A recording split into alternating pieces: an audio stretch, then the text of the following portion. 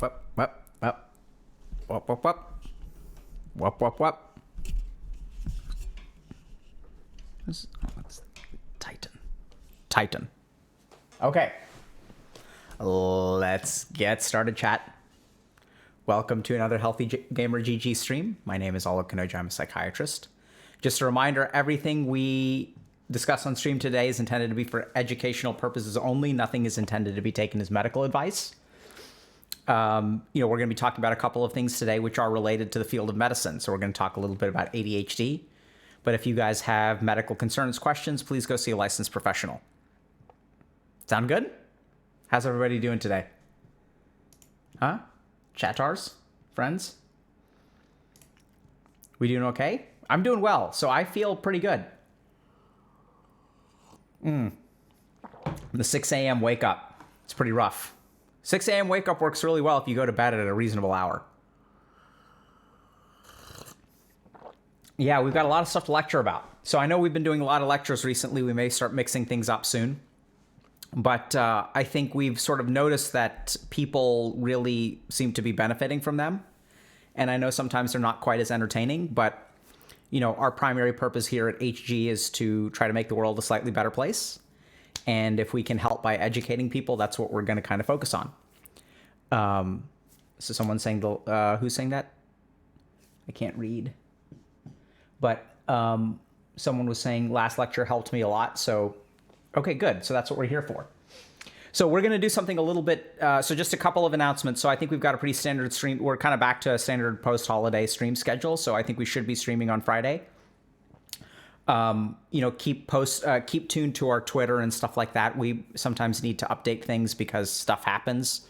I still am a practicing physician. So sometimes like patients and stuff come up. Sometimes I have to manage crises and things like that. So sometimes, unfortunately, we have to cancel because of that.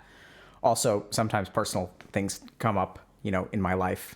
So apologies, but stay tuned to our Twitter. We'll keep y'all updated as best as possible. And so a couple of things to mention. I think y'all have, if you've tuned in recently, you may know this already. But so as our community has grown, the needs of our community have grown. So today, for example, we're doing a lecture about ADHD and parenting. And I think we have a lot of parents in our community and audience now, which is fantastic. So welcome, parents. I think some of these parents are also are parents of younger kids and things like that. So it's not necessarily the older people or the boomer generation. But fantastic. Welcome, one and all. The other thing that's kind of interesting is that we have a lot of people that are more interested in career-oriented stuff. So we have a career channel on our Discord where people can sort of talk about, actually making concrete changes, figuring out what you want to do with your life, et cetera, et cetera. So I think we've seen more of an interest in that kind of, more questions about, how do I put my life together? What do I do? I'm in this job that I don't like, things like that. So if y'all are interested in that sort of stuff and that's kind of more your vibe, then by all means, check out the career channel on Discord. And as always, keep us posted on what y'all want, what y'all need, what you like, what you don't like. So drop the skin routine. So the skin routine is really simple. I'll talk about this maybe a little bit later. So the skin routine. So here's the thing. In Ayurveda, the key to healthy skin is good poops. So diet and appropriate clearance of toxins leads to healthy skin. So my diet has actually been worse recently, which is why I have some of this angular colitis and dry lips. But I don't use any chapstick or anything like that. So basically, in Ayurveda, the skin is actually one of the excretory organs, right? If we think a little bit about how does stuff leave our body. So we lose stuff through, bowel movements, urination, sweat, tears, potentially saliva and things like that. So some cultures will understand this, right? So there's a purification element to saunas, for example. So people will feel cleaned out if they go to a sauna or something like that. So multiple cultures have sort of made this discovery that we excrete things through the skin. And there's also in Ayurvedic theory and stuff, if our secretions get messed up in some way, that's a sign of illness or infection, which we also know in Western medicine, obviously, right? So if you get an upper respiratory tract infection, you're going to start exuding stuff out of the mucus and things like that. So if you want to have healthy skin, it starts with eating and pooping. So yeah, other than that, I just wash my face and good genetics, I suppose. So yeah, so I see there's a question about procrastination. I think we can revisit procrastination at some point. Maybe we'll do that on Friday. We'll see. So we'll kind of look into that maybe. So let me just kind of jump right in today because I think we've got a lot of stuff that I want to cover. So today we're going to do a lecture about ADHD and parenting. We're going to talk a little bit about, there's a great post on our subreddit about why can't I talk the way I do in my mind? So in our minds, we produce particular thoughts and everything makes sense and stuff like that. When I translate to the real world, it like tends to fall apart. So what's going on there? How can we understand that? So there was another kind of interesting post, which I liked a lot, about someone who's kind of complaining that everyone around them is stupid. And so we're going to talk a little bit about that. Like, you know, if you perceive that other people are stupid and it's frustrating for you, how do we kind of manage that? How do we think about that? Stuff like that. And then there's also another one. I don't know if we're going to get to this, but there's a young parent who's juggling a lot of things and feels like they don't have enough time. So we're going to talk about that if we have time. Okay. So we've got a lot of good stuff coming up. All right. So let's talk about ADHD and parenting. Okay. So chat question number 1. What is the relationship between ADHD and parenting? So let me put it to you this way. Okay. So if I have ADHD, if child has ADHD, what effect does that have on the parent?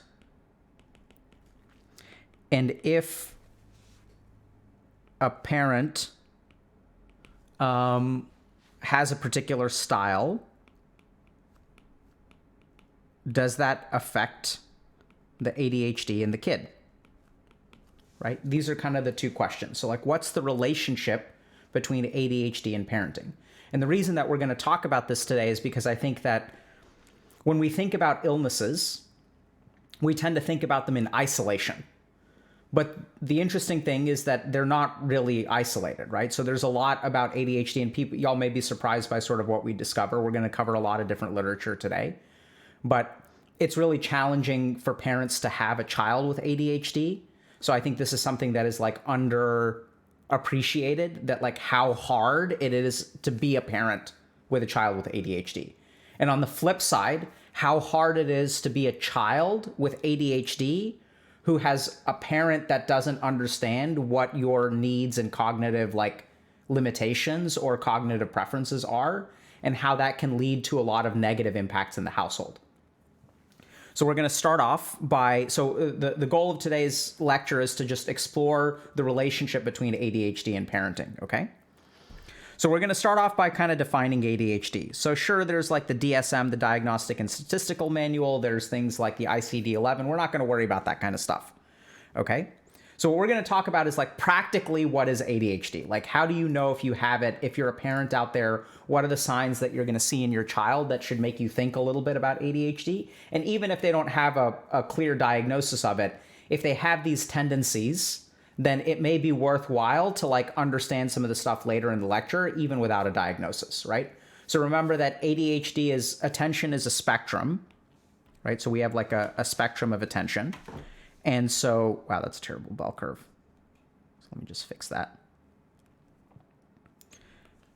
And so even though like we may say that if your attention is in this area, this is what we qualify as clinical ADHD. If your child is within this window, we still can, this lecture is still going to be useful for people over here. The other thing that's going to be kind of interesting is a lot of stuff that we're talking about, even if you're not a parent, but if you have a significant other who has ADHD, a lot of the stuff that we're going to be talking about today will be like really relevant. So if your partner has ADHD and you're trying to figure out, okay, like how should I like interact with them? How should I relate to them? What should be the home environment? Like there are things like that that are actually really important.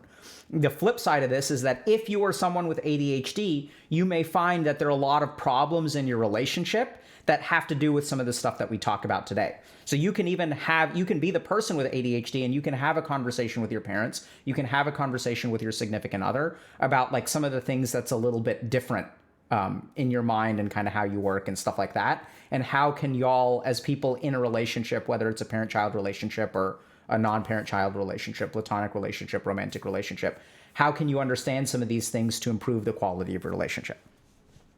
So let's start with like, what is ADHD? So ADHD I kind of think about is attentional problems. And what do I mean by that? So people with ADHD oftentimes have distracted attention. But what trips a lot of parents up, or people in terms of self-diagnosis and all that good stuff, is that parents will see their kid and they can like do something for hours without interruption. Right? And so what a parent will do is they'll look at their kid and they'll say, oh, well, like, you know, sure, they get distracted easily and they may have difficulty at school, but like if you give them their particular book, or if they're playing with Legos or they're using an iPad or like whatever, they can do this for hours and hours and hours without interruption. So remember that ADHD is disordered attention. It doesn't necessarily mean a lack of attention. It just means disordered attention. So what we see in ADHD is paradoxically the inability to be interrupted in some cases, and very like too easily interrupted in other cases. So normally what we want is an attention kind of in here, but what we'll find with people with ADHD is there's some symptoms at this end of the spectrum where they can't move attention. And so the main kind of common element here is that sometimes our frontal lobes, we want to direct our attention in a particular place. And people who have ADHD, their frontal lobes just don't comply as easily. So this could be, I need to stop doing this and start getting to other stuff. Or it could be, I need to focus on this one thing and stop doing other things, right? So it's like distraction or inability to stop doing something. So just because your kid is able to play with Legos for 4 hours at a stretch does not mean that they don't have ADHD. In fact, if it is very, very hard to get them to stop playing with Legos, if they cannot control and restrain their attention, whether that's from distraction or overly focusing, both of those are consistent with ADHD, okay? So there are a couple of other things that are kind of just like common qualities. So one is difficulty engaging in academic work.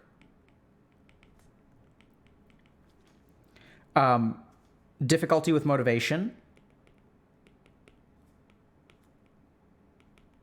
These are also consistent with ADHD. So if we think about what is motivation, right? The motivation is the ability to focus our attention in a particular area for like a significant amount of time, right? So if I'm motivated to go to the gym, what that means is that my attention is going to be like, okay, like let's go to the gym. I'm going to organize things. So this is another thing that we're going to get to, difficulty with organization. All features of ADHD, right? So if you have difficulty getting organized, you have difficulty getting motivated. And remember that too, motivation it's not a lack of desire, right? It's a lack of like being able to organize your thoughts and move towards a particular direction in kind of like a motivated and concerted fashion. So if your kid has these kinds of challenges, then you may want to consider something along the ADHD spectrum. So remember that this is sort of a Western model, but in Ayurveda, we also have Vata, right? So this is like, you guys can watch Dr. K's guide if you don't know what kind of Vata is, for those of y'all that are familiar with Ayurveda. And people who are high on the Vata spectrum will exhibit signs of ADHD. Right? So it's not necessarily that you need a clinical diagnosis, but if, for example, we become more manic, if we become, drink a bunch of caffeine, things like that, there are all kinds of things that will exacerbate our Vata, including technology usage. And so as our Vata exacerbates, our attention becomes more flighty. So ADHD, this is another big thing that I think sometimes parents will miss, is remember that ADHD is not just about school and work and focus. It actually manifests socially as well. So there have been studies that show that kids with ADHD are more likely to be shy and withdrawn. Now you may ask yourself, well, why is that? Like sometimes kids with ADHD are shy and withdrawn until they discover being a class clown. And now suddenly they know how to become popular. So if your route to popularity is to be the class clown, and if you weren't the class clown, you wouldn't know how to interact with other people in your class, then you might have ADHD, okay? So why are they shy and withdrawn? So this comes down to oftentimes kids with ADHD are neglected by their peers. Also very, very good data supporting this, okay? And so you may wonder, okay, well, like what's going on there? So remember that like if you have attentional problems, it's going to be hard for you to attend to social situations, read the room, as it were, right? Like, so you don't know like where people are. It may be hard to pay attention to a conversation. They may be talking about one thing, and because your mind is so flighty, you start talking about something else. You know, so there are all these kinds of like problems that people with ADHD run into in social situations. So that tends to lead to social isolation, withdrawal. They tend to get neglected by peers, made fun of. The other flip side of this as well is that people with ADHD, remember that you have disordered attention, right? So sometimes people with ADHD will talk about one thing and they won't like read the room and recognize that people are not interested in that subject. So over time, people will just be like socially like not too interested in engaging with an ADHD kid, and it's super sad. Okay? So if your kid has these problems, that's another thing to consider. So the last thing that I'm just going to kind of touch on is passive noncompliance.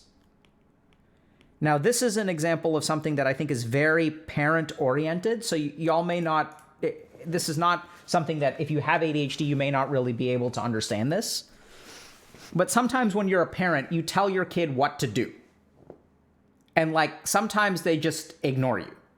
Like, and so this can lead to a lot of frustration on the parent's part, right? So the parent is like, hey, go put on your shoes, like time to put on your shoes. And the kid is playing with Legos and they just like completely ignore them.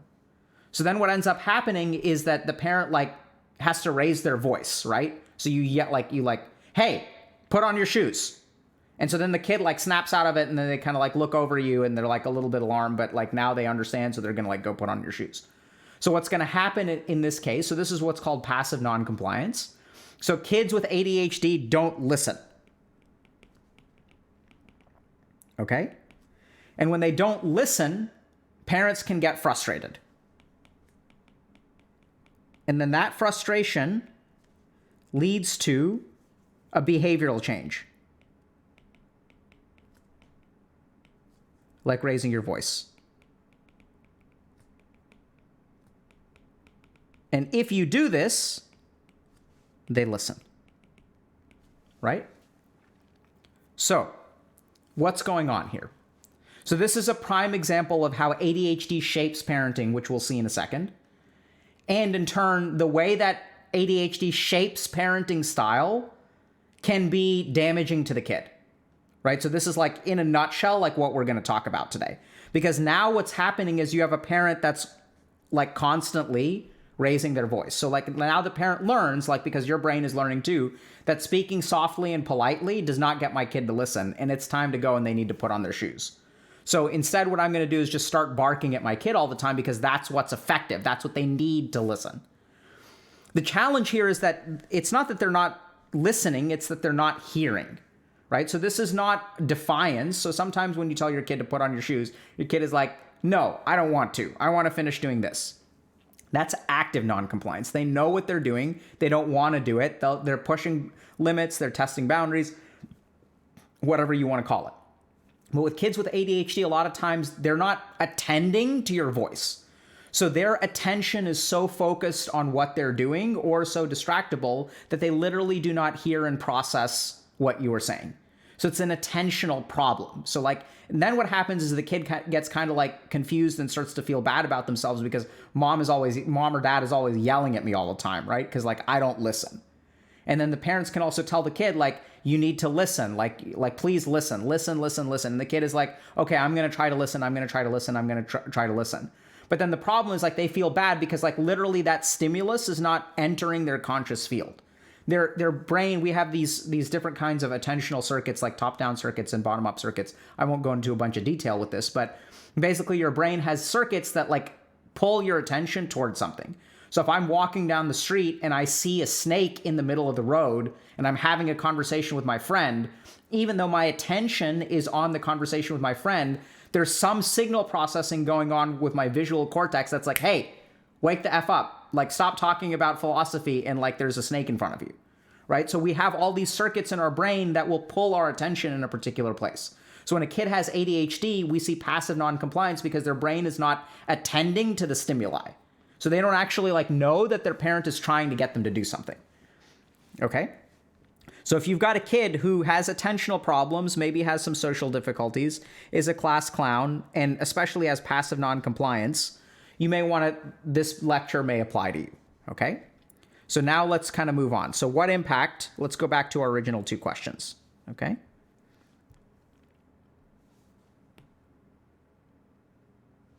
So now we're going to talk a little bit about,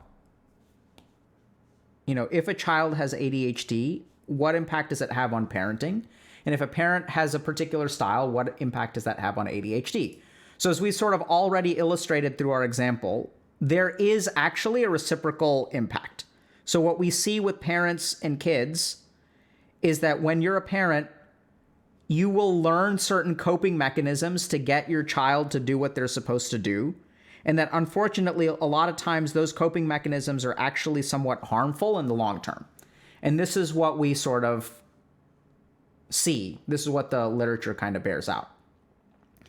So a couple of interesting tidbits. So ADHD in the kid predicts family stress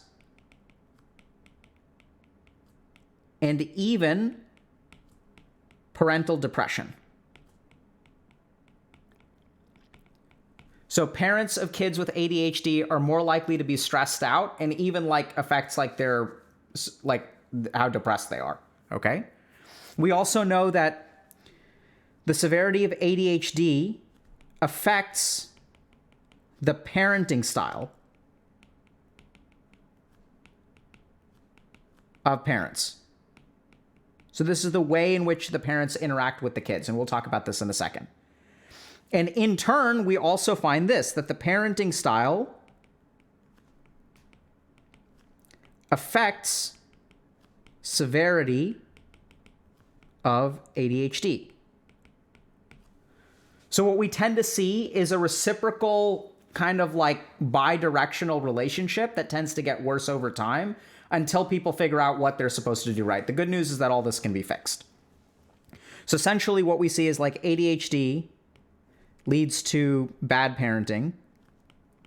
And I recognize that that's kind of judgmental and stuff, but we'll go into more detail in a second. And then bad parenting actually makes ADHD worse. And then this kind of becomes a loop. And eventually, it just gets worse and worse and worse and worse and worse. To the point where we can even make predictions about college performance based on how things were at home. So like this actually has been measured in things like grades and stuff like that, like even at the college level. So let's talk a little bit about what are the different parenting styles.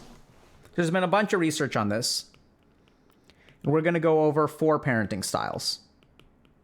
Okay. So the first one is authoritarian. Second one is authoritative. Third one is permissive. And fourth one is, I think, overprotective. That's the right, yeah. Okay. So what are the ways in which we understand these parenting styles? So one is going to be control. One is going to be warmth. And then we'll just general notes. Okay. I'm not going to fill up this section too much, but this is where a lot of what I'll talk about. So authoritarian parents have a high degree of control. Actually, let me just use a symbol. So let's just say high degree of control and low degree of warmth. So these are parents that are harsh. They're involved in your life. They're paying attention to what you do and things like that. They're going to make sure you're studying on time, things like that. But they're not going to be warm and supportive. So these parents tend to be controlling and punitive. If you don't do this, this is going to happen. You need to do this or else this is going to happen. You have not demonstrated to me that you can handle this, so I'm going to do it for you. Right? actions and consequences. Like there's like, they're going to teach you like how life works. Okay? So authoritarian parenting styles lead to worsening of ADHD symptoms.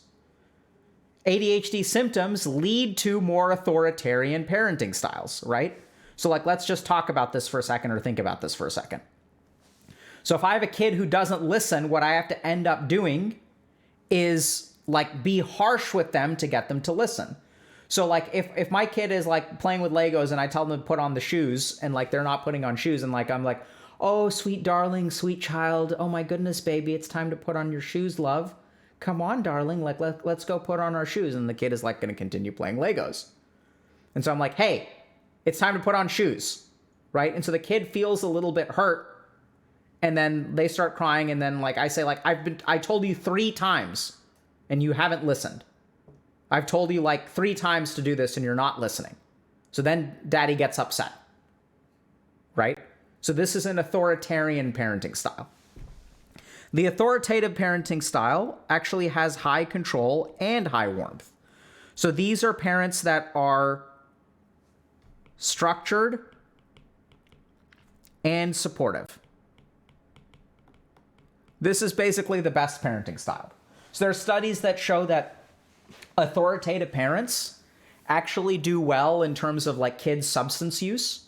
So child substance use is like the worst with permissive parents and the best with authoritative parents. So where they provide like structures and boundaries, but they're kind of like warm and emotionally supportive. Okay. So like these are parents that I think of as so a couple of other notes. So these are people with high expectations with little support. So this is another like key aspect of authoritarian parents. So you can think about tiger parents as like being in this category, right? Where they expect a lot from you, but like if you get a B, they're not going to be like, okay, let's sit down and like think a little bit about what's going on and like why you got a B and like how can we help you? Like, are you struggling? Do you need glasses? Like they don't care about that, right? Authoritarian parents are going to be like, you need to get an A. I don't care how you figure it out. You need to get an A, right? So they're not very supportive, but they're like demanding and they have high expectations. So authoritative parents are a little bit different. So they set limits. Set limits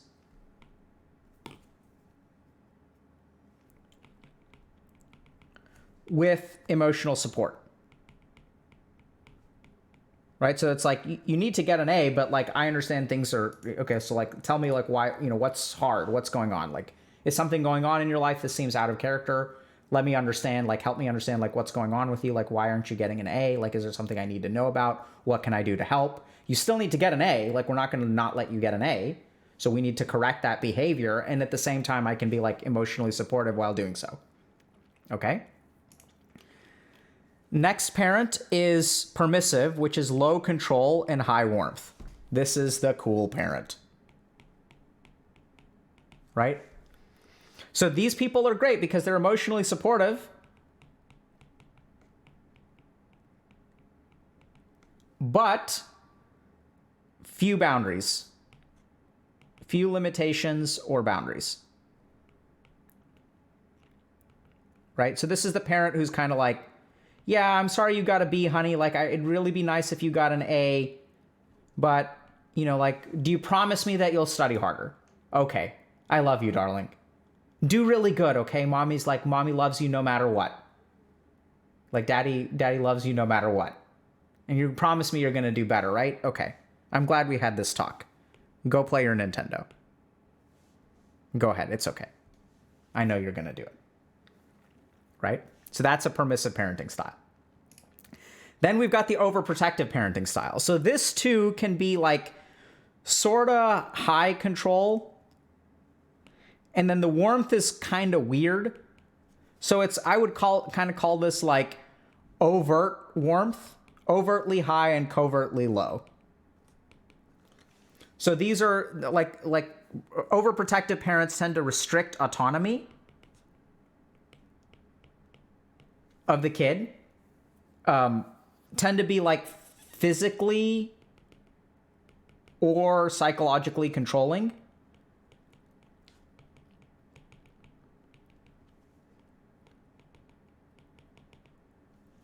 And tend to encourage dependence. Right? So if you can't get an A, like, let me go ahead and like arrange a tutor for you, and I'm going to do this for you, and I'm going to do that for you because you can't do it yourself. So like daddy or mommy is going to take over, and like you need to do really well, but like I'm going to be there for you. Okay? You don't need to learn how to drive at the age of 16. Mommy or daddy are going to be there for you. If you drive, there are drunk drivers on the road. We can't trust your friends. Like, they could drive drunk, so I don't want you driving. I don't want you under their influences. Mommy and daddy are going to drive you everywhere. Oh, that's wonderful. You want to go on a date? You have a boyfriend now? That's fantastic.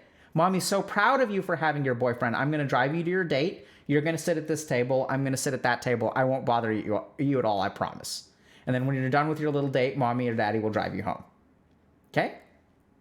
So these are overprotective parents. So what you tend to see in ADHD, so this is where things get kind of interesting. So people have done studies looking at ages 3, 6, and 9. And what they tend to find is that the worse the ADHD is, especially at this phase, less so at 3-year-olds. When you have high ADHD, this leads to increased authoritarian parenting. Okay? When you have, also between these ages, when you have high authoritarian parenting, this leads to worse ADHD. Okay? So it seems like between the ages of 3 and 6, there isn't too much change. So it seems like starting at the age of 6, and I would even say just 6 plus, because you see this stuff at like college ages and stuff like that too. We see a lot of bi-directional effects. So worse ADHD leads to worsening authoritarian kind of parenting, and then authoritarian parenting leads to exacerbation of symptoms of ADHD. So it tends to be, there are a couple of other interesting dynamics here. So it seems like there are gender effects here too, where, for example, let me just make sure I have this correct. So, female kids, here's just examples of different things, okay, are more sensitive, this is going to be a packed sentence, okay, to low authoritative mothers. So this is where, when we get into like the super specifics of the research, we're looking at like different variables, right? So what this basically means is that if you're a girl and you have a mom who is not very authoritative, right? Authoritative is the good one, right? So, hold on. Oh, no, sorry. Yeah, authoritative is the good one.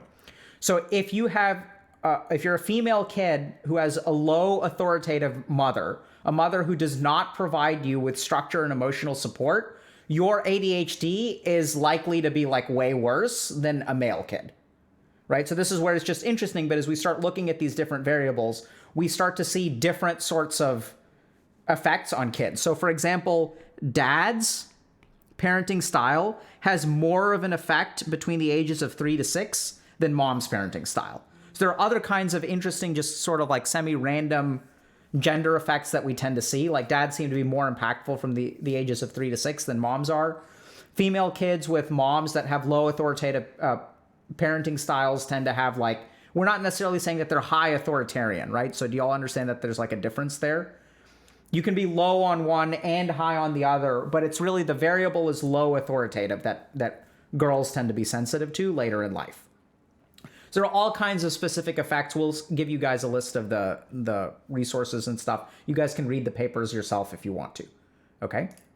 So there are different kinds of effects here. And so there's a key finding here that's really important. So then what people did is they looked at these different effects, right? And they saw this reciprocal kind of relationship. And then so what then researchers started doing is intervening. So researchers started asking the question, okay, if we move from an authoritarian to an authoritative, right? So this one is controlling. This one is structured and supportive, just to give you guys an example, like a reminder, right? Because I know that the terms are similar. So what they did is if we train parents in moving from authoritarian to authoritative, what happens? And the cool thing that they discovered is that ADHD improves. So if you alter the way in which you parent, you can actually affect the ADHD of your child. And this correlates with all kinds of stuff, okay? So it correlates with like improved academic performance, improved ability to like meet goals, improved social outcomes. So if you like literally change the way in which you parent, your child's ADHD will improve.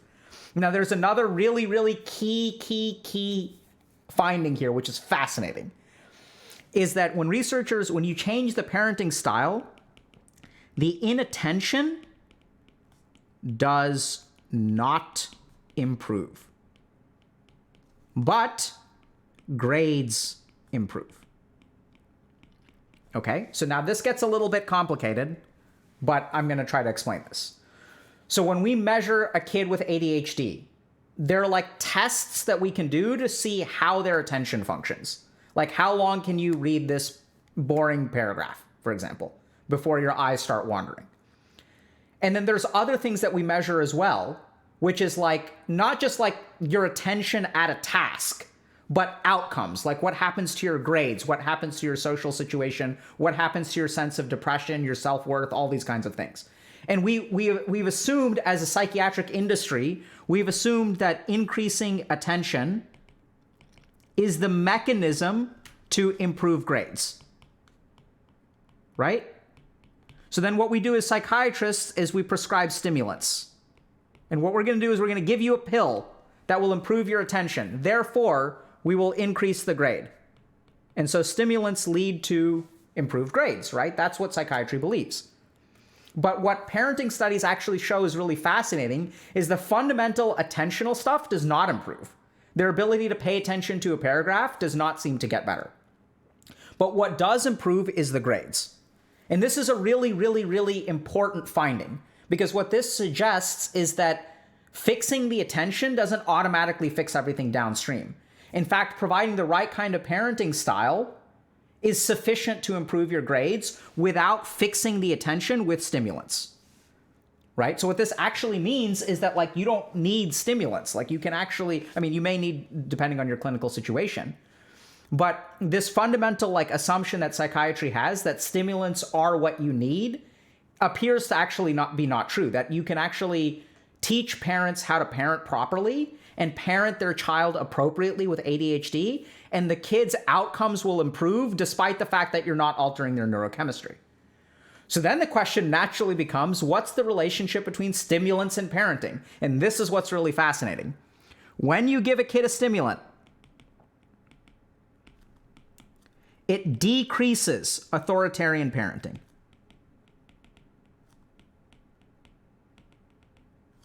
So this is fascinating, incredibly fascinating, right? So when a kid is on a stimulant and they're able to attend a little bit better, the parent actually needs to yell less.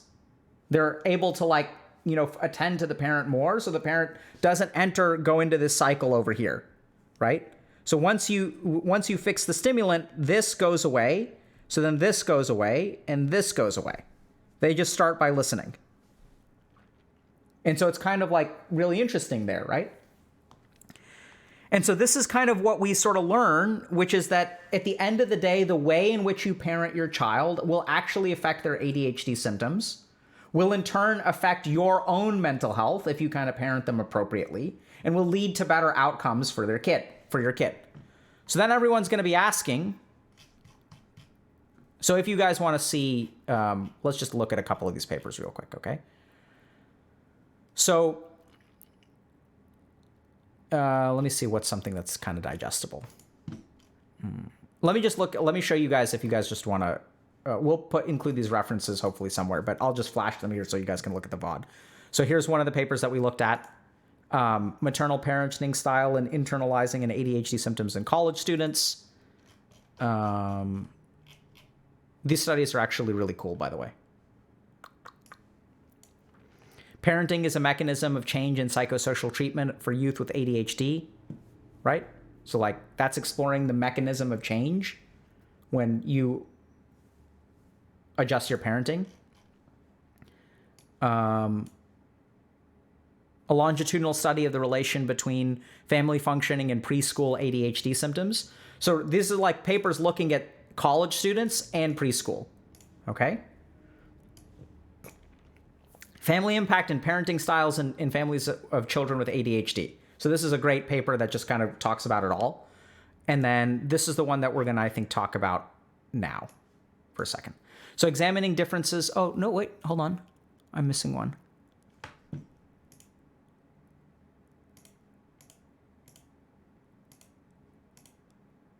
Huh. There we go. This is the one I'm missing.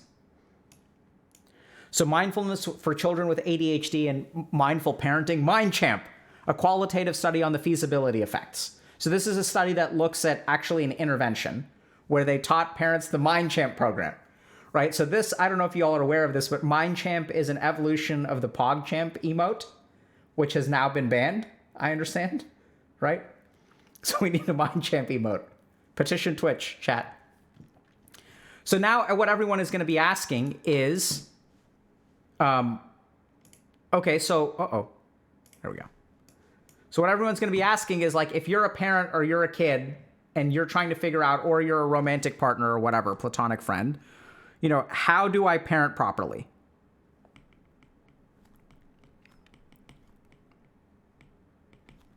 So there's a lot of different stuff that people have measured, right? To see what are the key things that determine whether someone like is doing a good job of parenting or not a good job of parenting. What are the things that are important?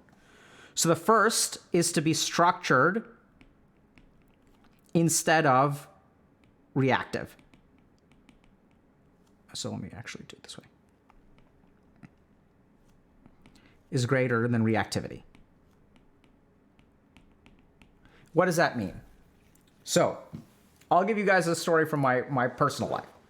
So I have a kid who's like super high vata. And what I found is that like getting her ready for school in the morning can be a 5-minute process that is easy and simple, or it can be a half-hour process with a lot of like frustration and yelling and like, you know, things like that.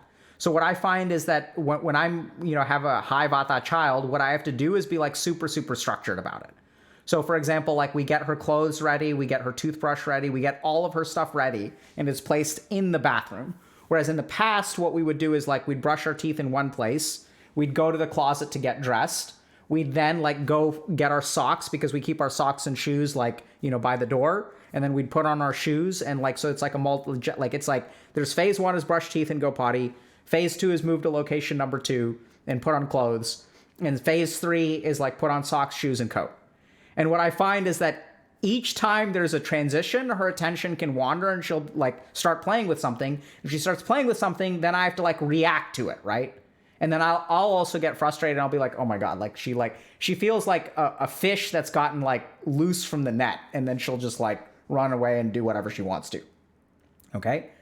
And so what we want to end up doing is being as structured as possible. So this is where like we get the clothes, the toothbrush, we close the door to the bathroom, and we're not leaving the bathroom until we have our coat, socks, toothbrush, you know, teeth brushed, went potty, changed clothes, put on socks and coat right there. And then we're going to leave the bathroom. And then we'll put on our shoes right by the door on the way out. So you want to be as structured as possible and try to be as non-reactive as possible. Second thing, impose limits without emotion. This is a key one, okay? So you want to set boundaries. Like by all means, you want to set boundaries. The problem, or even enforce boundaries. The problem is that oftentimes parents will impose those limits or set boundaries or enforce boundaries when they themselves are pissed. And so like it's hard for a kid because first of all, they're doing something wrong. But when you're yelling at them, like they may learn because they're going to be learning, like their limbic system will be active and it'll be teaching them lessons. But there's going to be like negative impacts to self-worth is going to go down, right? Like they know that you're angry with them, so they're going to like feel bad. You're going to be angry with yourself, right? Because you're yelling at your kid and you don't want to be yelling at your kid. So as best as possible, try to set limits without being emotional, right? And this is where we have to be super, super careful, because this translates into a weird thing sometimes where parents are like, I'm not supposed to be emotional with my kid, so I'm going to talk like this. I'm not going to be emotional at all. No emotions. Child, you have been a bad child today. Therefore, I'm going to have to take away your toy. No angry, no yelling, no emotion. Right? So sometimes parents will do this, where there's another version of this that I've heard historically and recently, which is like, yeah, we don't punish our kids because punishment is bad. We should use positive reinforcement. And then they'll say things like, okay, so like we're not going to do timeout because timeout is a punishment. We're going to take a break, or we're going to do something else, right? And so they'll use this weird language, and what they end up doing is like punishing the kid. They just don't call it a punishment, right? It's like super weird. And that screws kids up even more. Like, so I had a patient who got so screwed up. It's like nuts, where the parents like would never punish the kid because they were super into like not punishing kids. So instead what would happen is, oh, like you're acting out. The reason you're acting out is because you ate, I kid you not, gluten. And so since you're acting out, this is the gluten's fault. It's not your fault, because heaven forbid, we're not going to punish you. There's nothing wrong with you. You are the perfect child. It is the gluten that's causing the problem, because it's flaring up your IBS. Therefore, wait for it, no cupcakes. You're acting out, therefore it's the gluten's fault, therefore no cupcakes. And the kid gets like super confused, right? Because they see the acting out and they see the removal of the cupcake. They just can't handle like, and then it gets really weird, because if you're punishing a kid, but you don't call it punishment, that screws up the kid more than just punishing them and calling them punishment. Y'all get that? Like, if you're punishing a kid, just at least be authentic about it and be honest about it. Because then the kid winds up in my office, I kid you not, no pun intended. And then they've got this weird fucking relationship with like food because of this. And every time that something bad happens, so they're like dating someone and they feel emotionally hurt and they start blaming the cupcakes. And it's like, then I have to do the work of rewiring this person's brain. And it's like, no, you're not feeling bad because of the gluten. You're feeling bad because your partner was emotionally unsupportive. It didn't like respond to your texts. Right? And so like you get this, like, so if you're going to punish your kid, like punish your kid. Try to do it without emotion. Now, this is the other key thing. Without emotion does not mean suppressing your emotion so you have a monotone. Child, you have misbehaved. Therefore, I'm going to set a limit on you without emotion. No emotion, no elevated voice, nothing. No, I'm calm, I'm collected, I am good, and you, my friend, are screwed, but with no emotion. This is not actually no emotion. So this is the other thing that parents tend to do, is when we say do something without emotion, they think what that means is suppress the emotion. But here's the thing, and we see this a lot with toddlers, right? Toddlers like know maybe like 50 words. They're like 2-year-olds, right?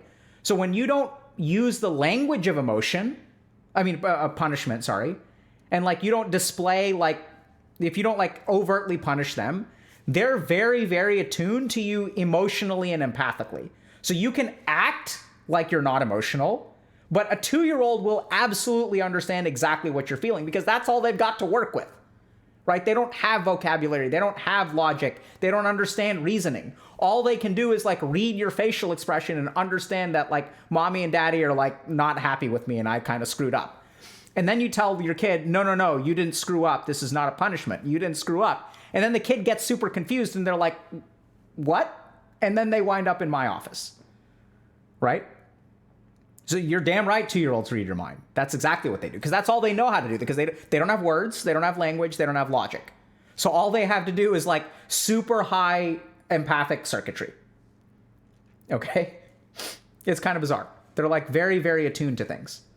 And it's like you can change your facial expression to like make a kid cry like super easily, because that's all they've got to work with. They've got no history, no context. All they can do is like read your facial expression. It's like 100%. Like they'll read exactly what's going on. Okay? So as a parent, like what should you do? Right? So you want to impose limits without emotion. And if you say, okay, well, how do I impose limits without emotion? This is where like you process emotions. So if you're feeling angry with your kid, you've got to like kind of work through that yourself. Okay? So there's a couple of things that are important here. So one is like awareness of your emotions. This is what you should do if you're a parent, right? So how do we get here? We get here by doing this. So like, what are you feeling? Okay, I'm feeling frustrated. Like, acknowledge that, right? And you can even acknowledge it to your kid. And you can say, hey, daddy is feeling kind of frustrated with you right now, and I'm going to do my best to set that aside. I really don't want to be frustrated with you, and daddy's working on that. I really need you to put on your shoes. And I'm sorry if I'm saying that in a way that hurts your feelings. Like, can you please do that for daddy? You just say that, right? And then you can ask them, hey, is it the way that daddy's talking to you, does it make you feel bad? Okay, then let me give you a hug, right? So like, you can be frustrated, but you don't want to impose the limit with that frustration. It's like that simple, right? It's not necessarily easy to learn how to talk like that, but like, you can acknowledge your emotions to your child and like kind of check in with them. So as a parent, you want awareness of your emotions, okay? Second thing is you yourself need to be like careful about being as non-reactive and making sure you're emotionally regulated. Right? So this kind of goes back to, now I'm using some of the language of the research paper. So this is like processing your own emotions. So you can cultivate like detachment. So this is like our HG bread and butter stuff. So the cool thing about paying attention to HG is that we will make you better parents, whether you realize it or not. Because we're teaching y'all to be detached, right? We're teaching y'all to like understand your emotions. We're teaching you to be less alexithymic. Another big thing is acceptance. And so this too is like related to this, right? So you got to kind of just accept that like some of this stuff isn't going to be perfect, right? So whether if my kid is like late for school, yelling at them is not going to make a difference. Like, they're late. So we can definitely have a conversation about it. We can impose some kind of punishment or whatever. But like, you as a parent can accept that things are just not going to be perfect. And so if we think about like acceptance, like which parenting style does not enjoy acceptance at all? Which parenting style is the hallmark of a lack of acceptance? Do y'all remember? Yes. The authoritarian parenting style. Where acceptance is the enemy, right? Acceptance is exactly what we want to avoid. Like, we don't want to accept our kid for who they are. Like, screw that. We want our kid to be what we want them to be. Screw acceptance. Acceptance leads to subpar results. And this is the really sad thing, is that is actually like not true. In fact, the opposite, right? What we tend to discover through research is that actually like accepting your kid for where they're at and still sort of imposing limits and boundaries and structure with love is actually the way to go. So as a parent, you want to be structured instead of reactive. So if you've got a kid with ADHD, don't give them opportunities to get distracted, right? So you want to like not have to respond and chase them around. This is what drives parents absolutely crazy, because then you're chasing your kid around all the time. You're stressed out, you get frustrated. What should take 5 minutes is now taking half an hour. You don't have your own time to take care of yourself. So self-care is actually another important part. Something that parents woefully neglect is like taking care of themselves, because if you are calm, cool, and collected, you will do a better job of taking care of your kids. And this is what we've seen in our parent program, is like we'll give our parents, like we'll teach them communication skills. We'll teach them how to set boundaries and stuff like that. But a big part of what we do for parents is actually emotional support. And this is where like, we get them in a room together and we talk about, okay, what's it like for you having a kid who's addicted to video games? It's like terrifying, right? Like they're scared. They're scared that their kid is like 19 years old. They failed their first year of college. And the parent is terrified. They're like, what if I can't control this? Like, what if this continues? They're going to be homeless. Like, what's going to happen to them once I pass away? Like, if they're not able to take care of themselves, they have all this fear rolling around inside of them. And then anytime they have a conversation, it's going to like show up with the kid, right? So we actually had this case yesterday where someone was sharing with me that, the parent was concerned about their kid, and they said like, I'm worried about what's going to happen to you when I'm gone. And that's a devastating thing to share with a child. Like, the kid can't handle that emotional amount, because they know you're right. Like, they know you're right. If you're a parent who has enabled your child and you have like a man child for a kid, or a woman child for a kid, and like you do like their laundry and stuff, like, and you worry about what's going to happen, and that's a completely valid worry that is going to terrify your kid because they know it's true. They know that once you leave, like they're old enough to understand they don't do their laundry, they don't pay their bills, they don't have a job. So if you're a kid like that, like it's terrifying to face that reality that your parent isn't going to be there one day. And then that negative emotion that the kid deals with in turn is going to shatter their motivation. It's not going to like scare them straight. It's going to like, that's what drives them to the game in the first place. And then like they get driven to the game and like now they retreat because like their life is going nowhere. And when your parent is like, by the way, your life is going nowhere. And the kid is like, yeah, I know. They lash out at the parent and they retreat to the video game. And then the cycle perpetuates. Right? So how do you do this? You take care of your own emotions as a parent. Somewhere else. You take care of yourself. You do what you need to. If you need that glass of Zinfandel on Thursday at 4 p.m., you go for it, right? I don't actually recommend that because using alcohol as a coping mechanism is a bad idea. Let's say if you need your bath on a Sunday morning, you go for it, okay? So this is ADHD and parenting. To summarize, it's kind of interesting because a lot of people wonder what's the relationship between parenting and ADHD, right? So if I have an ADHD kid, do I need to parent differently? The answer is absolutely yes. For kids with ADHD, you may wonder, like, what is my parent's impact on my ADHD? And the interesting thing is that it appears that children with ADHD stress their parents out and result in changes in parental behavior, which in turn, those changes in parental behavior lead to worsening in ADHD symptoms. And it's absolutely a bidirectional effect. And so I'm not trying to share this with y'all for the purpose of blaming your parents and being like, you screwed me up. Now I'm failing out of college because you didn't parent me well enough. And I don't want the parents to feel guilty because they're like, oh, I screwed up because if I had been a more authoritative parent instead of an authoritarian parent, then my kid would be like getting a 4.0 in college.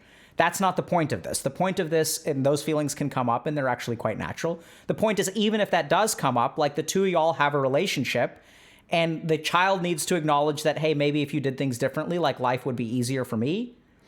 And at the same time, like child also needs to acknowledge that, like, I can't really blame you for this because it's not like anyone teaches you this stuff, right? So it's sort of like not the parent's fault. And then you guys can start building bridges from where you are now, right? As a parent, you can acknowledge that maybe if you knew more about this, like you would have done a better job and you wouldn't have like put your kid in the situation they're in. So you can apologize that for as a parent. As a kid, you can forgive them if you both admit to like what the situation is. And then you guys can be on the same team. Like there's like avoiding making mistakes is not the way that you build a relationship.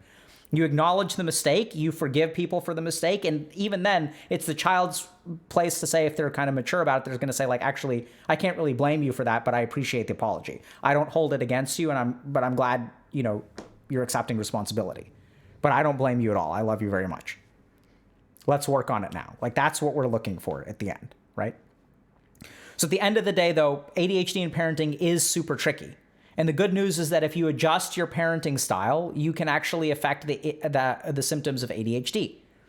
So this is where being more authoritarian, being more structured and emotionally supportive, as opposed to disciplinarian or controlling, or permissive where you let the ADHD kid do whatever they want to, or where you let them you're overprotective and you start doing things for them. Because parents will default to any of those things, right? Either I'm going to yell at you, I'm just going to do it for you, because you've got ADHD and you can't do it yourself. Or I'm going to just I'm done with this. I don't know what to do about this. Throw your hands up and let your kid do whatever he wants to. So the permissive, overprotective, or authoritarian style, those are all non-ideal. The challenging thing is that the authoritative style, which is kind of the right move, is difficult. It's hard. It requires self-care on the part of the parent. It requires awareness on the part of the parent. It requires acceptance.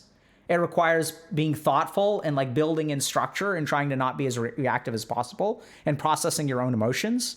So it's hard, but the good news is that you can alter that. So if you're someone in a relation, if you've got ADHD and you see this kind of stuff in your parents, recognize that some of what your self-esteem is may not be because your parents are actually think you're crap, but some of those emotions, which even if you know your parents love you, those emotions are coming from experiences where your parents had to react because they didn't know any better. And similarly, if you're in a romantic relationship now or platonic relationship now, understand that structure and non-reactivity will help the relationship, right? So you can implement these from any which way. Questions?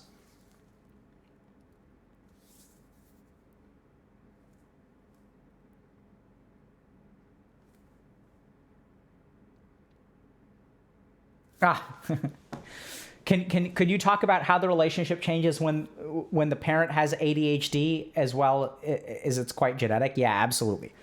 So if a parent, not only ADHD, but when a parent has any kind of psychopathology, it leads to worsening symptoms in the kid. Okay? So like you can have a parent with anxiety that'll lead to worsening symptoms with ADHD.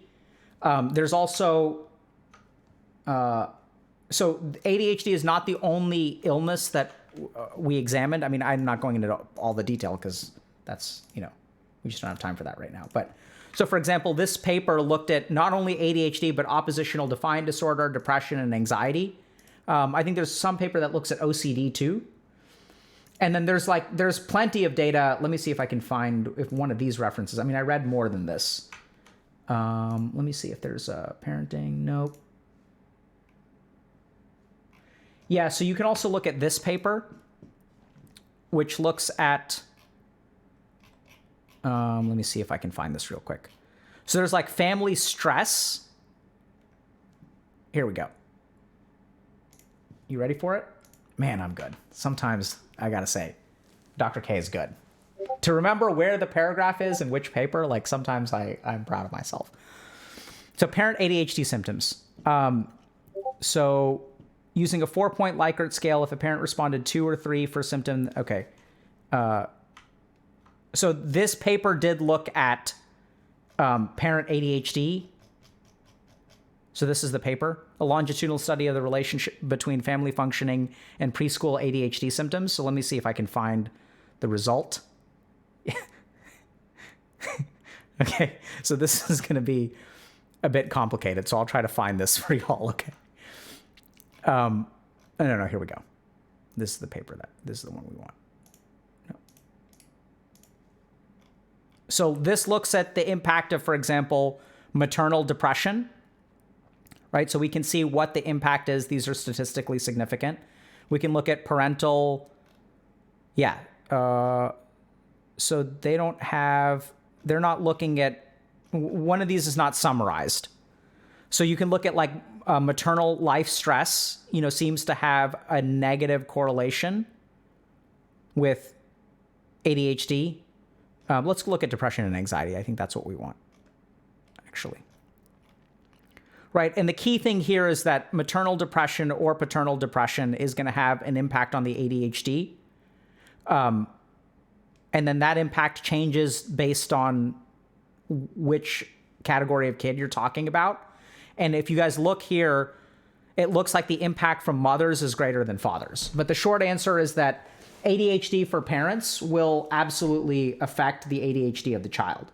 And it's not just ADHD in parents, right? So there's evidence that, for example, being an overprotective parent increases the anxiety of your child.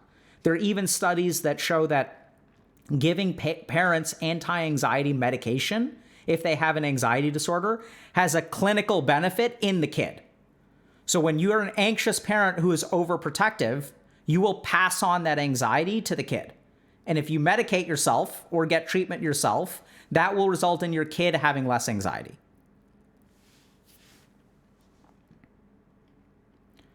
But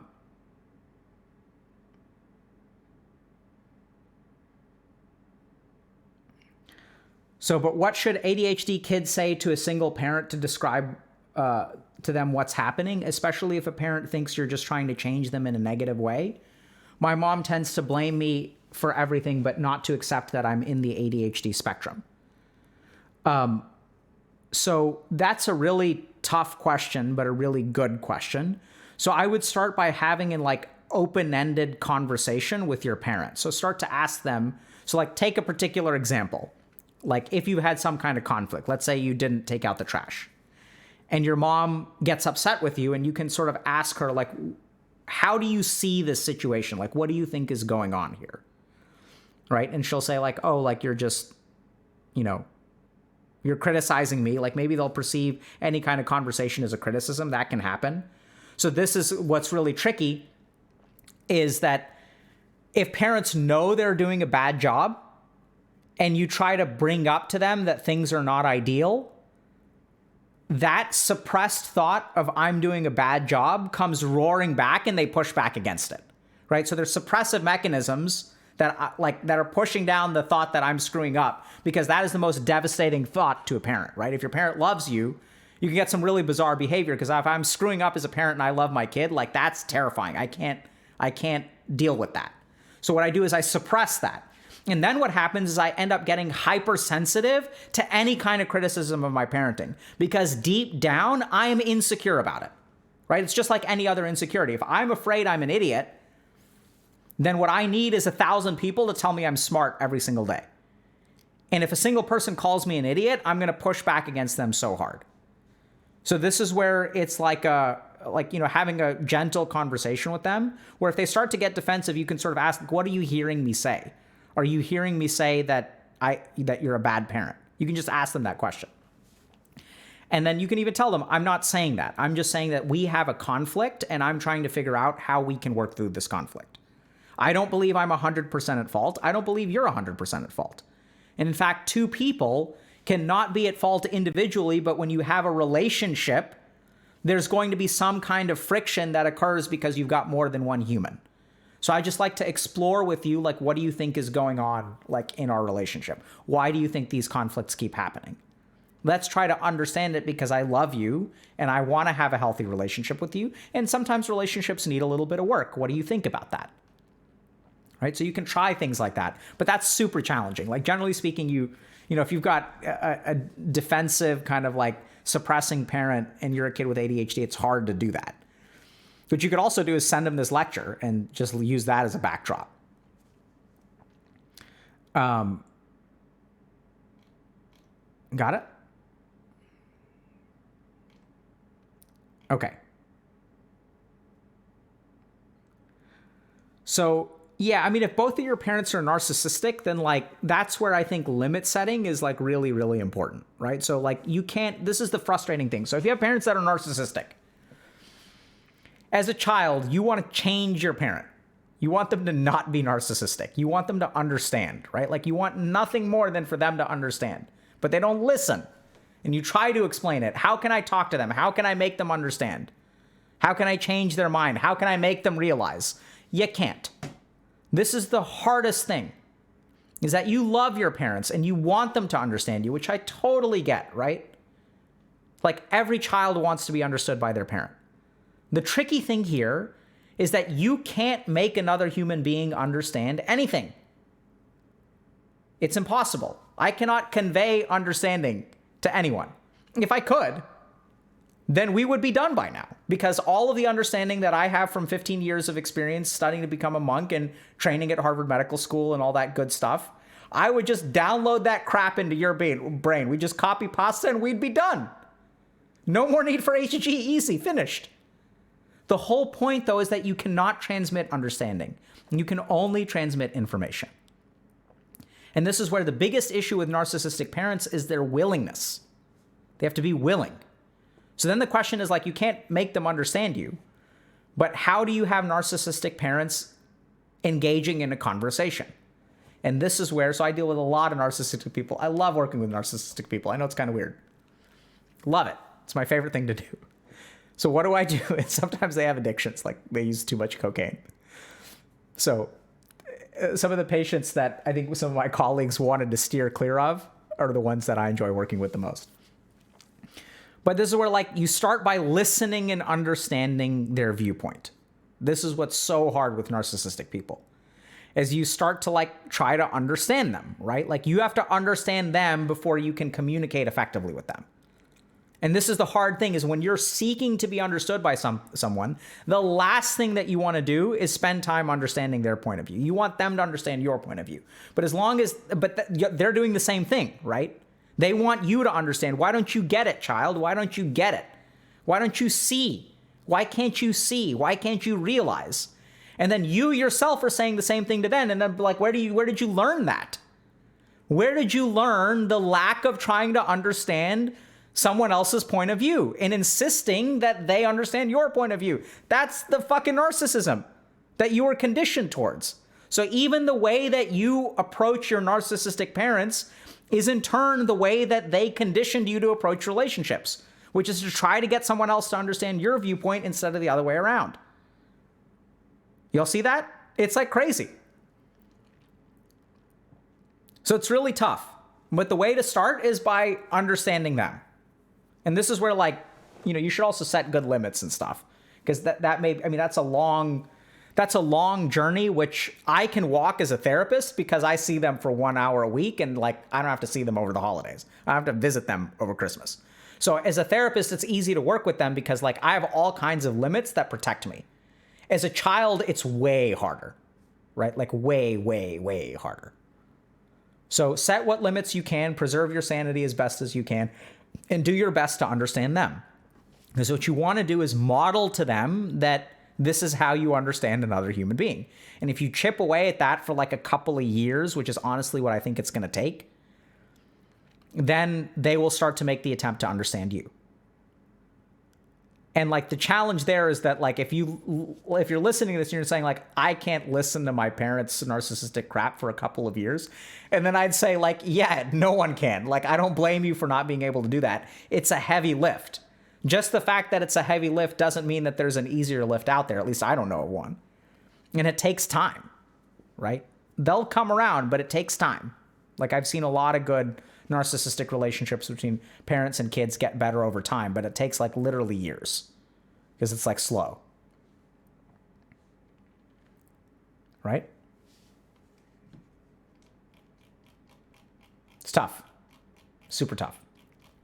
Okay, we've got other questions. Other things to talk about. So let's run a quick poll. Okay, so here's our options. Chatars. Where is this? Okay.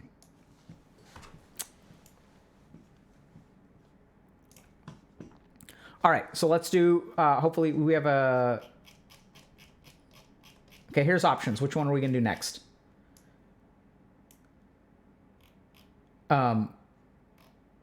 So option number one, do we have poll? Okay, option number one. I'm unable to accept that there's not enough time to be a father, husband, worker, student, enjoy my hobbies, and still get 8 hours of sleep. Option number two is everyone is stupid except me. And option number three is why can't I talk like the way I do in my mind? They're all great.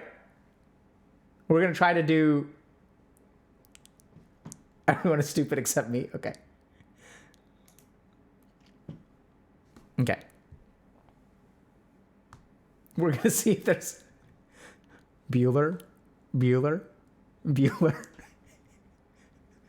Okay, we're using the voting method of Dr. K is going to look over and try to mentally tabulate the numbers that he sees. I saw okay, there we go. Thank God. Hey, so huge shout out to the mods.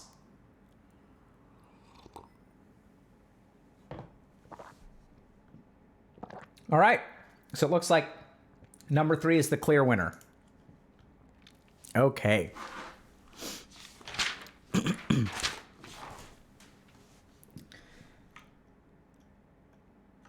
Okay. Can you guys realize if the mods weren't around, we would be doing number two right now? Okay.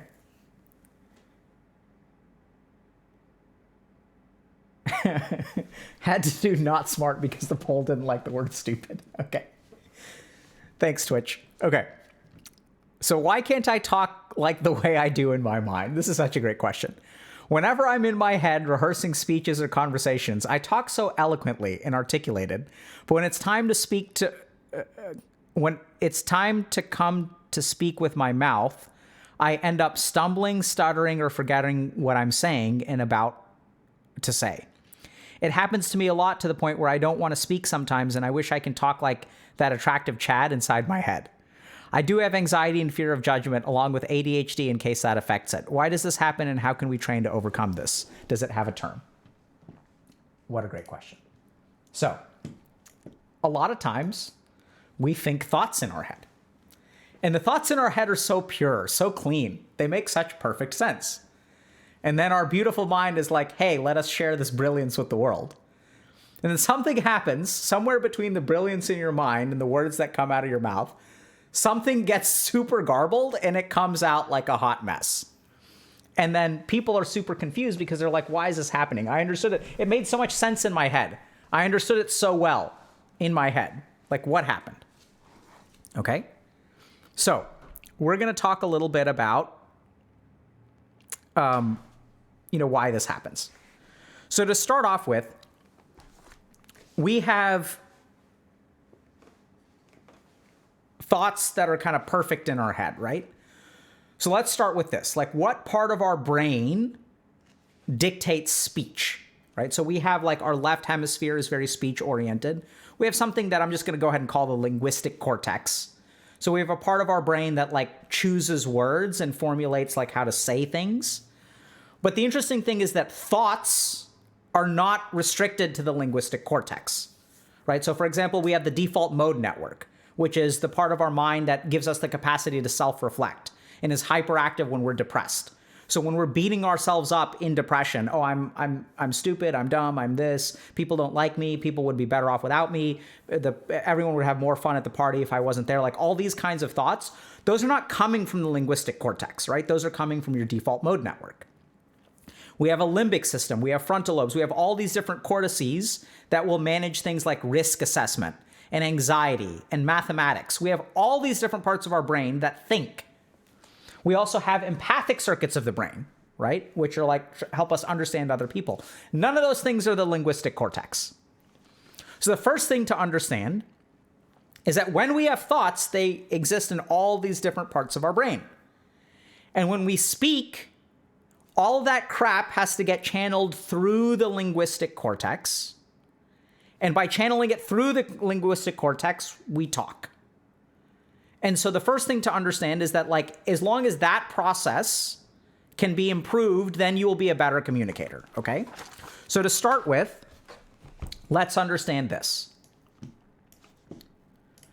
So why can't the thoughts in my head translate to the words that come out of my mouth? And the short answer is because communication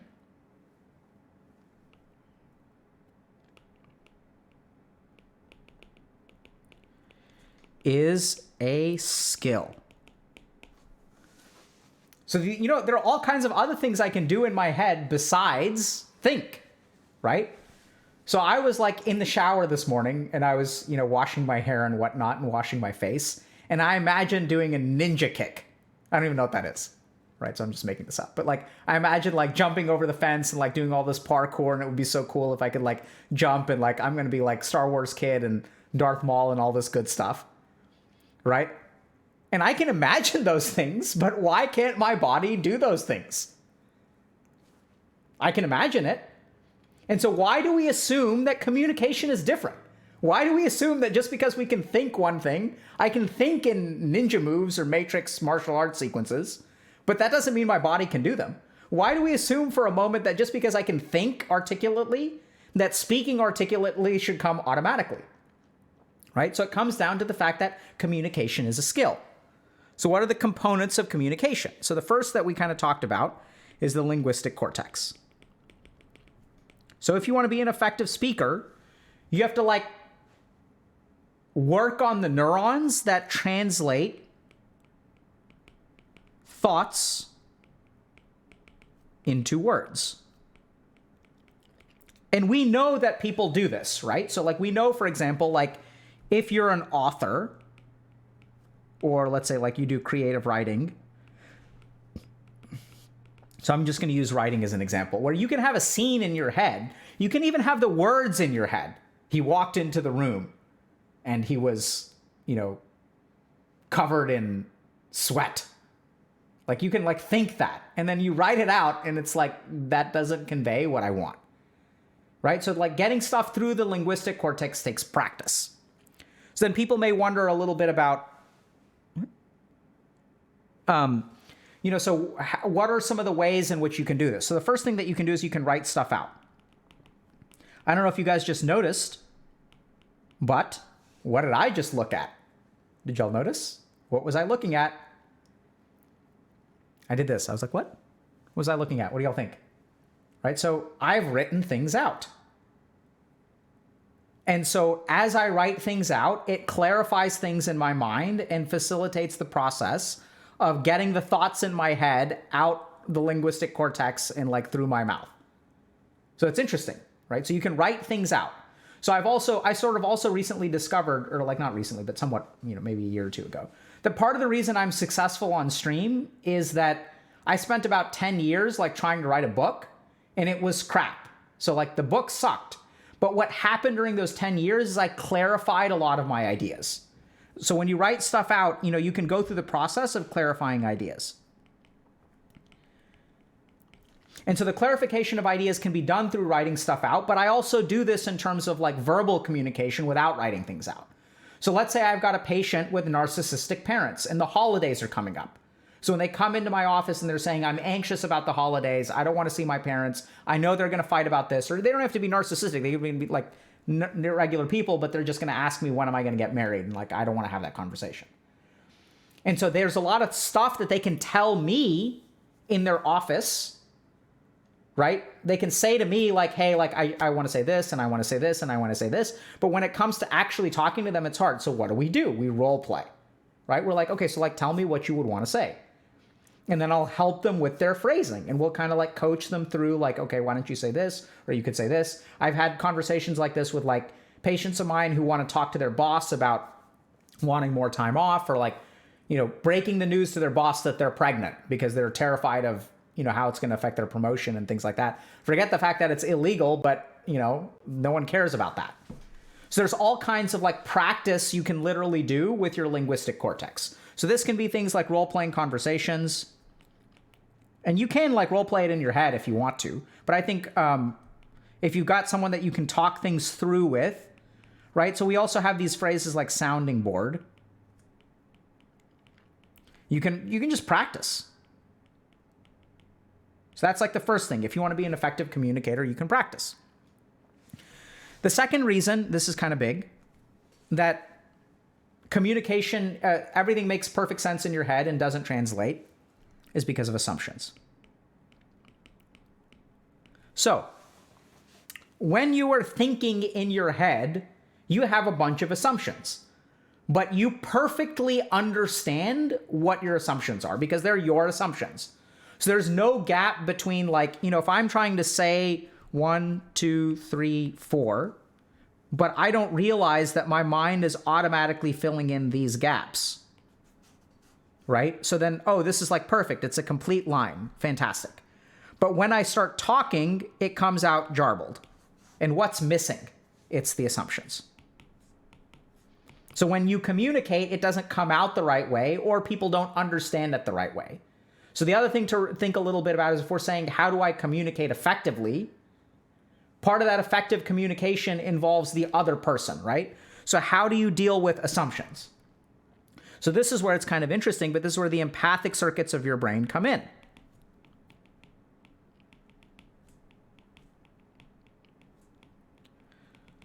So even authors do this, right? Because like when an author is writing something, they may know more of the story than they want the reader to know. But what they literally have to do is put themselves in the shoes of the reader and look at things from the reader's perspective. What are the things that are missing from this story? What do I need to explain? What are the things that I want to purposely keep from the story? Because every author who has sat down to write a best-selling novel that had a plot twist at the end, they know the plot twist from moment one. But it's their ability to empathize with the reader that allows them to put in the plot twist, because for them, it's not a plot twist. It's all figured out. Like they know everything right at the beginning, right? So in a similar way, if we want to communicate with someone else, what we need to understand is what are our own assumptions and how can we have our audience understand those assumptions? And oftentimes what's missing between our head and the perfection of our head and what we give to the rest of the world, what's missing is this stuff, right? It's the in-between stuff. So as we learn how to be more empathic and we think a little bit about our audience, we will start to be better at communicating. So I know this sounds kind of weird, but like, I'm a psychiatrist, right? So like, what is my job? What have I trained myself to do? What I've trained myself to do is put myself into someone else's shoes. Okay, what's going on in this person's head? It's not about who's right and who's wrong. If I tell this person, hey, your thinking is wrong, GG, this is what you should do. Just get up every day. Like, I wouldn't be successful at all, right? So being a successful psychiatrist, being a successful therapist, being a good friend, being a good parent, being a good kid is about acknowledging your own assumptions and meeting people where they're at, right? So if I want to be an effective communicator and I want to convey, this line, I have to start by understanding, okay, like, where is my audience? What do they have and what do they not have? Oh, that's kind of interesting. So they already have this part. So actually what I need to say is this part, which is very different from what I was envisioning. Because in my original vision, I only needed this, this, this, and this. And so if you want to effectively communicate, instead of like operating from your own mind, and this is how we get all these kinds of things like, why can't you understand? I don't know. How do I get my kids to realize? How do I get my parents to realize? That is you pulling them towards this instead of operating from here. Because when you start communicating this way, you're like, okay, so they already get this part. So I'm going to provide this and I'm going to provide this, and then we'll be golden. So this is how you be an effective communicator. So if you want your thoughts to translate in a way that lands well with other people, it involves your empathic circuits of the brain. Okay? So in short, we've got a couple of things to think about. So if your problem is, why can't I talk the way I do in my mind? The first thing that you've got to understand is that being able to convey the thoughts out of your head is a skill. So it can be practiced. Like I can imagine a drawing, but I can't make a drawing. I can imagine doing gymnastics, but I can't do gymnastics. There are all kinds of things I can imagine in my mind, and your thoughts, communicating is no different. And so this is a skill. And what are the components of the skill? Okay, just to kind of summarize. Number one is training the linguistic cortex. Right? So everything's got to come through the linguistic cortex, whether you write or you speak. So this can involve things like writing things out. Right? This can involve role playing, even rehearsal. Right? So these are examples of essentially practice. They're practicing a skill. The second thing is it comes down to assumptions. So the biggest gaps in our thinking are assumptions. So like we just don't realize what other people are missing. And if we want to be effective communicators, we need to engage our empathic circuitry and understand what does someone else understand. We need to start there because our communication is going to depend on their understanding, not our understanding, right? To bridge the gap between where they are and where you are, I'm trying to drag people over here. Why don't you understand? Why don't you understand? Why can't you understand? Why can't you understand? My boss doesn't understand. My girlfriend doesn't understand. My boyfriend doesn't understand. My dog doesn't understand. Instead, we need to go where they are, right? And then we're going to go here, and then we're going to go here, and then we're going to go here, and then we're going to go here, and then we're going to go here, then we're going to go here, then we're going to go here. This is how coaching works. So we train our coaches to meet their clients where they're at. So a client comes in and says, I need to get a job. And so the coach is like, okay, cool. So that's your goal for coaching, right? And they're like, yeah, my goal is to get a job.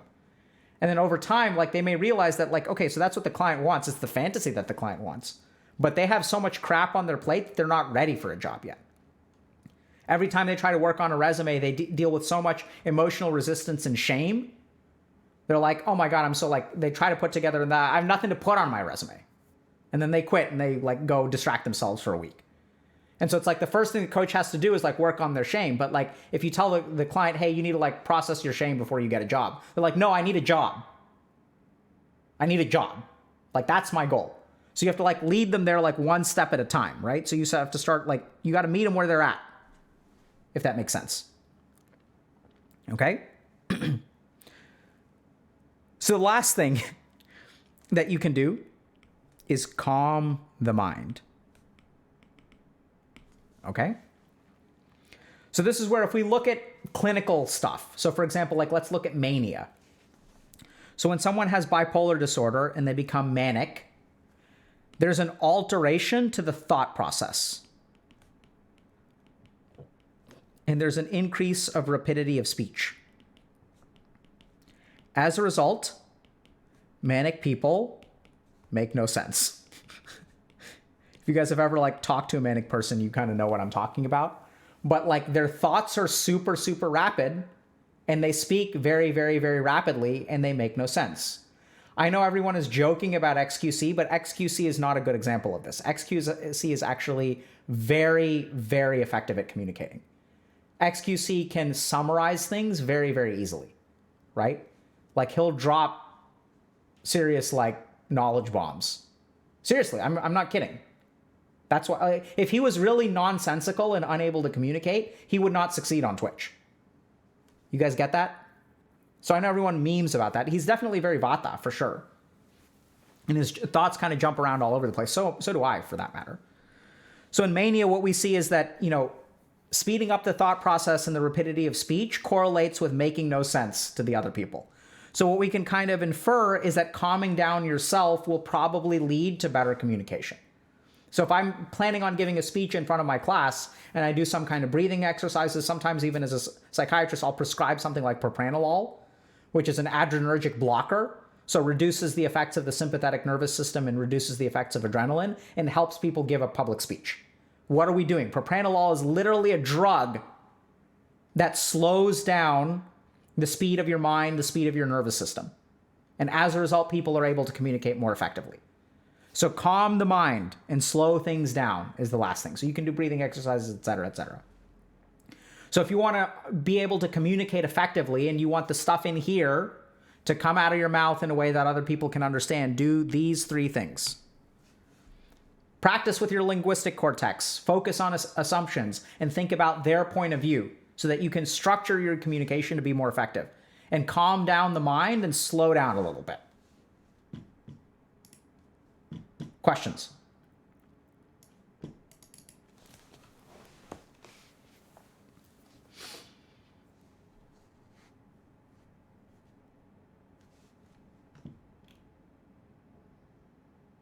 Can you only do third? Sure. You don't have to do all 3. But those are the 3 different mechanisms that, in my experience, are at play. Right? There are probably many more. Generally speaking, when I face a problem, I find that rather than going all in on one solution, that sort of recognizing that problems are multifactorial, right? So like the inability to speak coherently it's not like there's a coherent speech circuit in your brain. I mean, there sort of is, the linguistic cortex, but there's all kinds of other things going on, right? Because your brain is inside your body. If your body is flooded with adrenaline, that's going to affect your neurochemistry.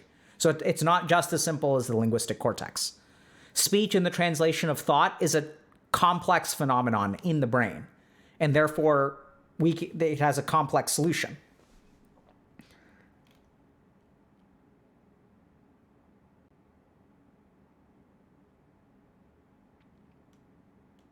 Do you think it's possible for people to rationalize their thoughts they can't say through expression, arts, music, math problems, sports, free-form games? Absolutely. There's overwhelming evidence that that is the case. So for example, if you look at things like art therapy, not only can you like rationalize your thoughts, you can even heal the mind through some of these things. So we assume that therapy involves one human being talking to another human being, but there are all kinds of other things that you can do through music, through art, that will like emotionally process stuff. So there's strong evidence of that.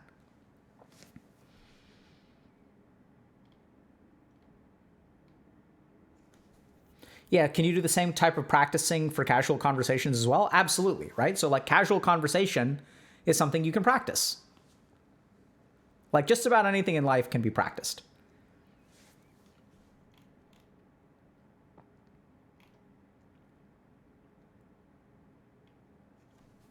Do you think it's possible to forgive narcissistic parents who refuse to be honest? Absolutely.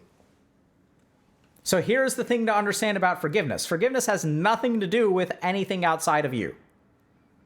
So whether you have narcissistic parents who refuse to be honest, who refuse to lie, who refuse to listen, who refuse to speak, forgiveness has nothing to do with anything that anyone else does. Forgiving is like internal, right? So this is what frustrates a lot of people. Is like, if you refuse to forgive, right? So I had a patient once that was in a relationship with their fiance. Fiance caught feelings for their sibling. Sibling is, to be blunt, a narcissistic asshole. Wedding gets called off. Sibling and partner get together. They get engaged. Parents start pushing my patient to come to the office. I mean, to come to the wedding. They're like, why don't you come to the wedding? Why don't you? Like, it's important to like present a good face. Like, people will know that something is wrong if you're not there. This is what the parents say, right? They'll know that something is wrong. If you don't come to the wedding, it'll be a sign to everyone else that you haven't forgiven your sister. It's like this person hasn't forgiven their sister, right? And it's like, so a lot of people get bent out of shape because they believe that someone else is entitled to your forgiveness. Your sister said she was sorry. They're in love. Are you going to get in the way of their relationship? Like, all of these things get piled on and they want to like force you into forgiving someone. There's nothing that anyone else can do to force you to forgive them. There's nothing that anyone else can do to make you entitled to their forgiveness. Like, forgiveness is just yours to give or not give entirely. And similarly, there is nothing that anyone else can do to prevent you from forgiving them. Right? There are people out there who have, I also think about parent-child relationships, husband-wife relationships, husband-husband relationships, whatever, spouse relationships, where like someone really does something that is not forgivable and the other person chooses to forgive them. Right? I've seen like stories, I don't know how true any of this stuff is, but like of like, people where drunk driving accidents where like the mom years later like forgives the person who was the driver and survived and their child passed away. I hear stories like this. Forgiveness is entirely yours to give or not give. No one else gets to decide. And similarly, like if it's hard for you to forgive your parents, that's totally fine. You don't have to. But it's not like your parents meet a certain threshold and then you automatically forgive them, right? It's yours to give or not give.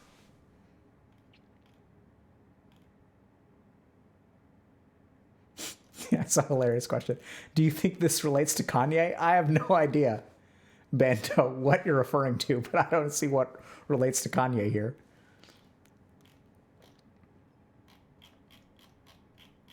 This is a great question. I wish I had like caught that one so I understood what they were talking about.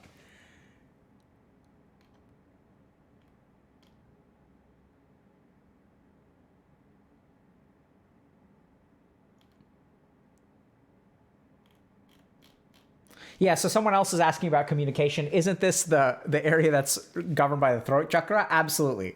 Well done. Hold on, who was asking that question? Someone asked that so Runecool was saying, isn't this the area that's affected by the throat chakra? So there are all kinds of other solutions too, right? So we're not going into those right now.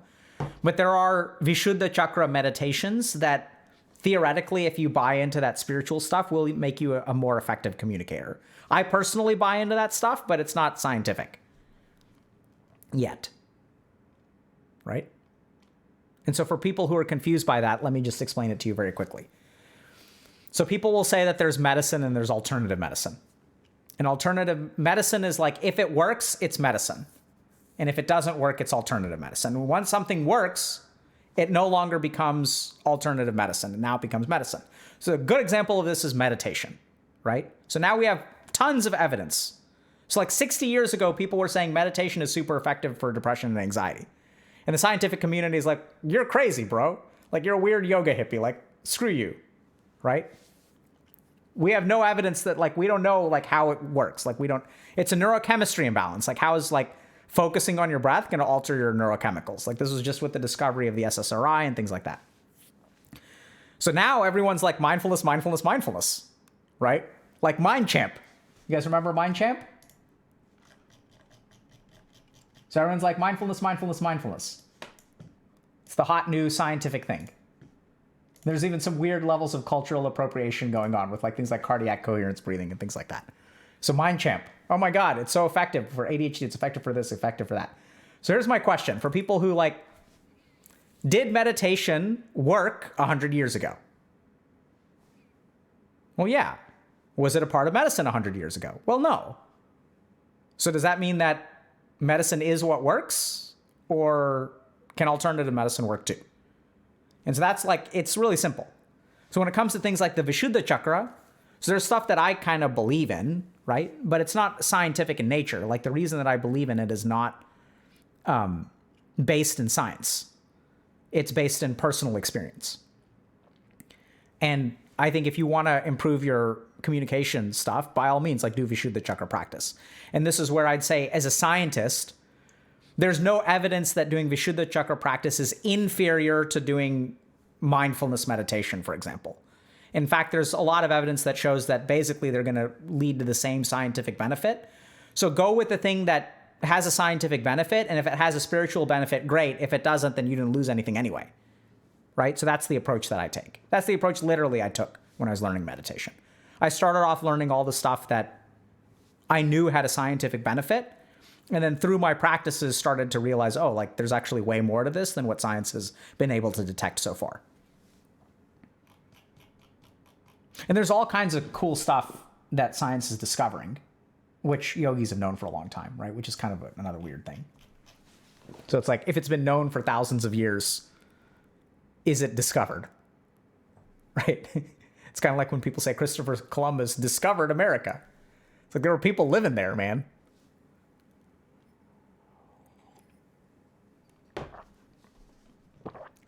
Right? What do I think about the Agori path to enlightenment? I think it is very, very difficult. And if you're hardcore about enlightenment, then by all means go be an Agori Baba for like a decade. Okay. We have time for one more? Can people who had psychosis before practice some form of meditation? Absolutely. You can practice meditation. In fact, there's data that shows that meditation practices will reduce negative symptoms associated with psychotic illness. Okay. Number 2.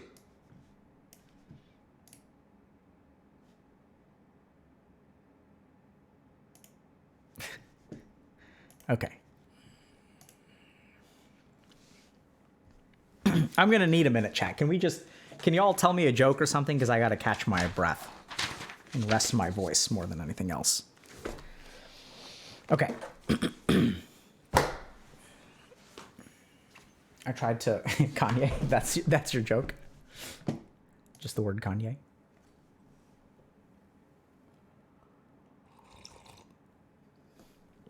That's good. Did you ever hear the one about the gaslight? Yes, you did.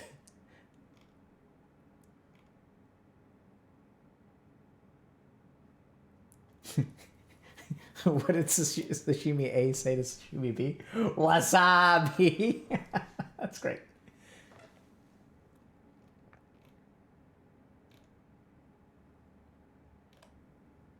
What's brown and sticky? A stick? Heard that one. That's good. A puppy walks into a saloon and says, "I'm looking for the man who shot my paw."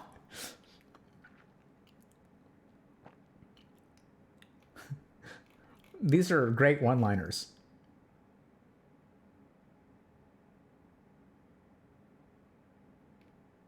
Is this a joke? Back in college, I did well on the MCAT, and then I realized I don't do well near blood. I did not go to medical school. That's harsh if that's a joke.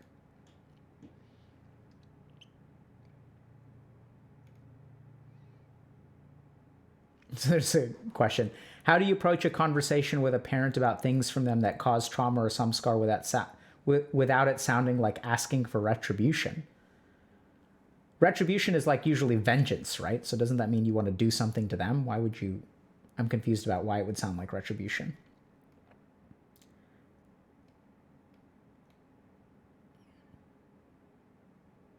What's brown and rhymes with Snoop?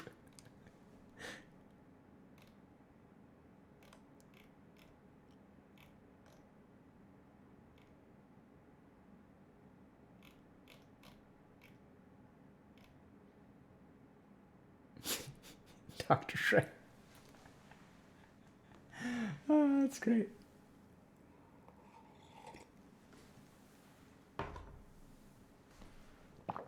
I'm so dumb I failed a COVID test. Okay. Thanks for the break, chat. Really appreciate it. All right, we got one more thing.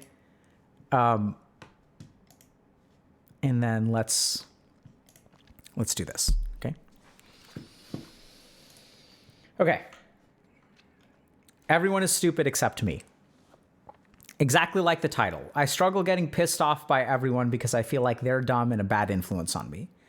I just graduated high school and recently moved states for a job opportunity. I was good friends with a coworker. At first we got along well, but the more I got to know them, the less I desired wanting to continue my friendship with them.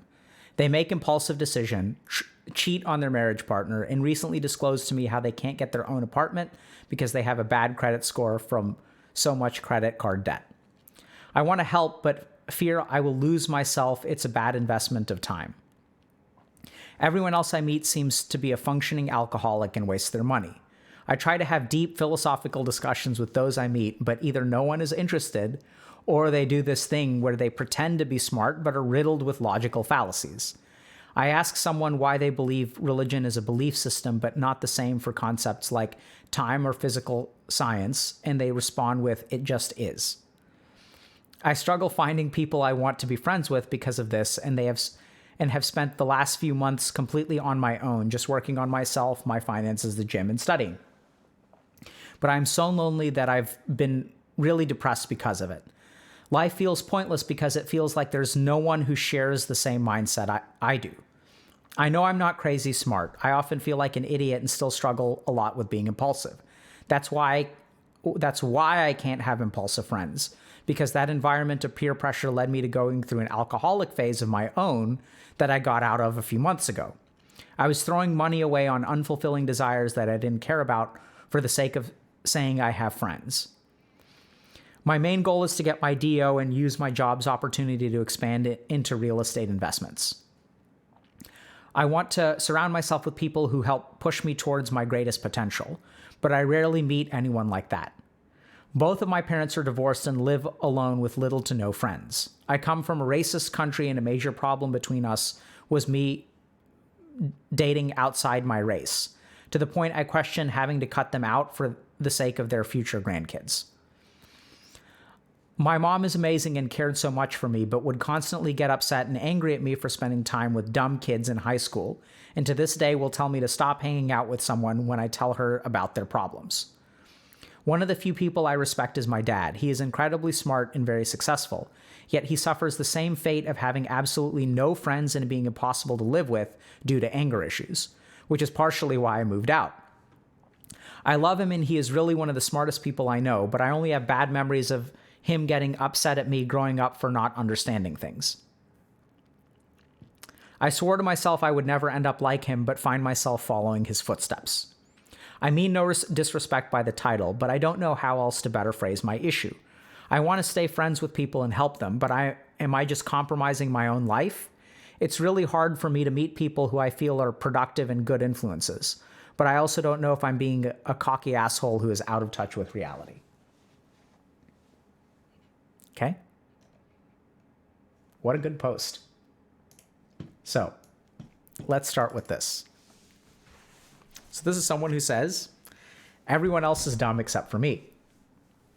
Right? So we see this all over the internet. Right? We see this, like, people like to find quotes of these people who are very smart and put them out of context or maybe in context on places like the subreddit I'm very smart, and I want to have deeply philosophical discussions. Everyone around me is impulsive. No one is working towards their goals. I feel very lonely. And how do we respond to this person? generally speaking, no compassion, right? So on these places like the internet and in life, we say have compassion for all people, except people who think they're smarter than everyone else. That's the one thing that you can say that allows other people to treat you like crap, right? If you've been traumatized by someone else, you deserve compassion. If your parents were narcissistic, you deserve compassion. But if you think you're better than me, screw you. Let's make fun of you. Let's laugh at you, right? That's the one thing. It's kind of interesting. So I really respect this person because this is a hard thing to say, right?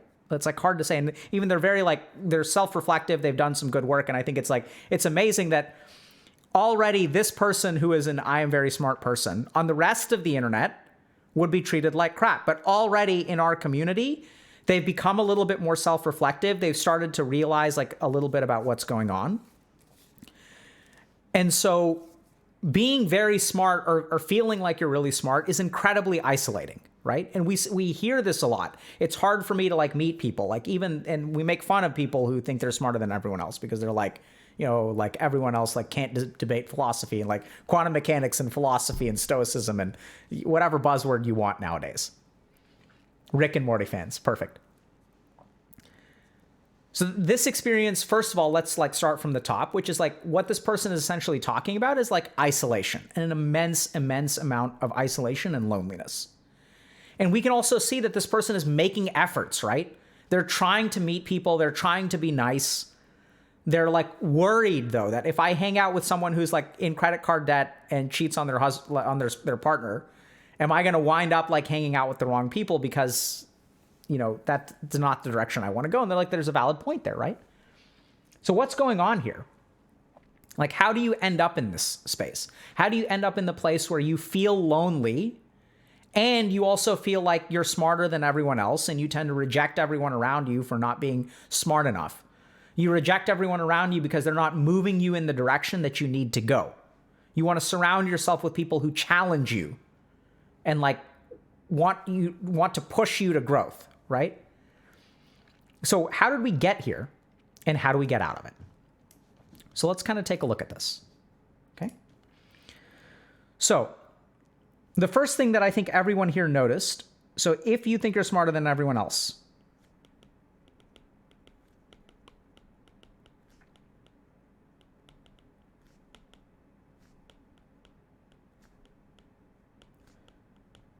and you're lonely, how do you overcome this? And this is a good point, right? So like the first thing that they kind of say is that you should be careful with who you hang out with, right? So not everyone that you encounter is necessarily going to be worth your time. That's kind of like logical. Not everyone around you is going to be like interested in the same things that you are. So you may not want to invest in relationships. Like that's pretty logical too. But I think there's a lot going on for these people that I think that they don't realize. And essentially what happens is since they don't realize what's going on and they put on a particular air, they get judged very harshly and like receive essentially no compassion. So the first thing going on with this person is conditioning. And this is something that if you've been a part of this community for a while, like I don't need to point this out to you. So this person judges other people for not being good enough. What were they conditioned to do? Right? So if we kind of like talk about their mom, where's the section about their mom?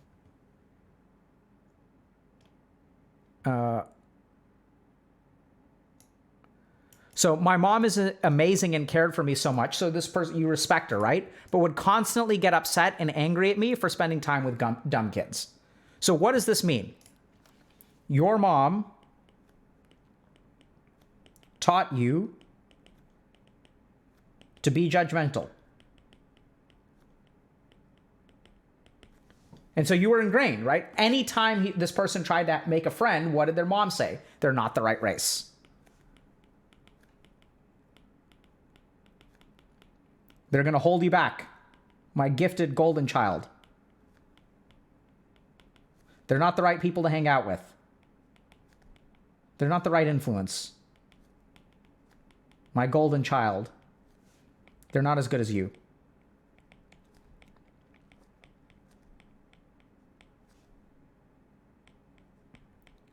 This is conditioning.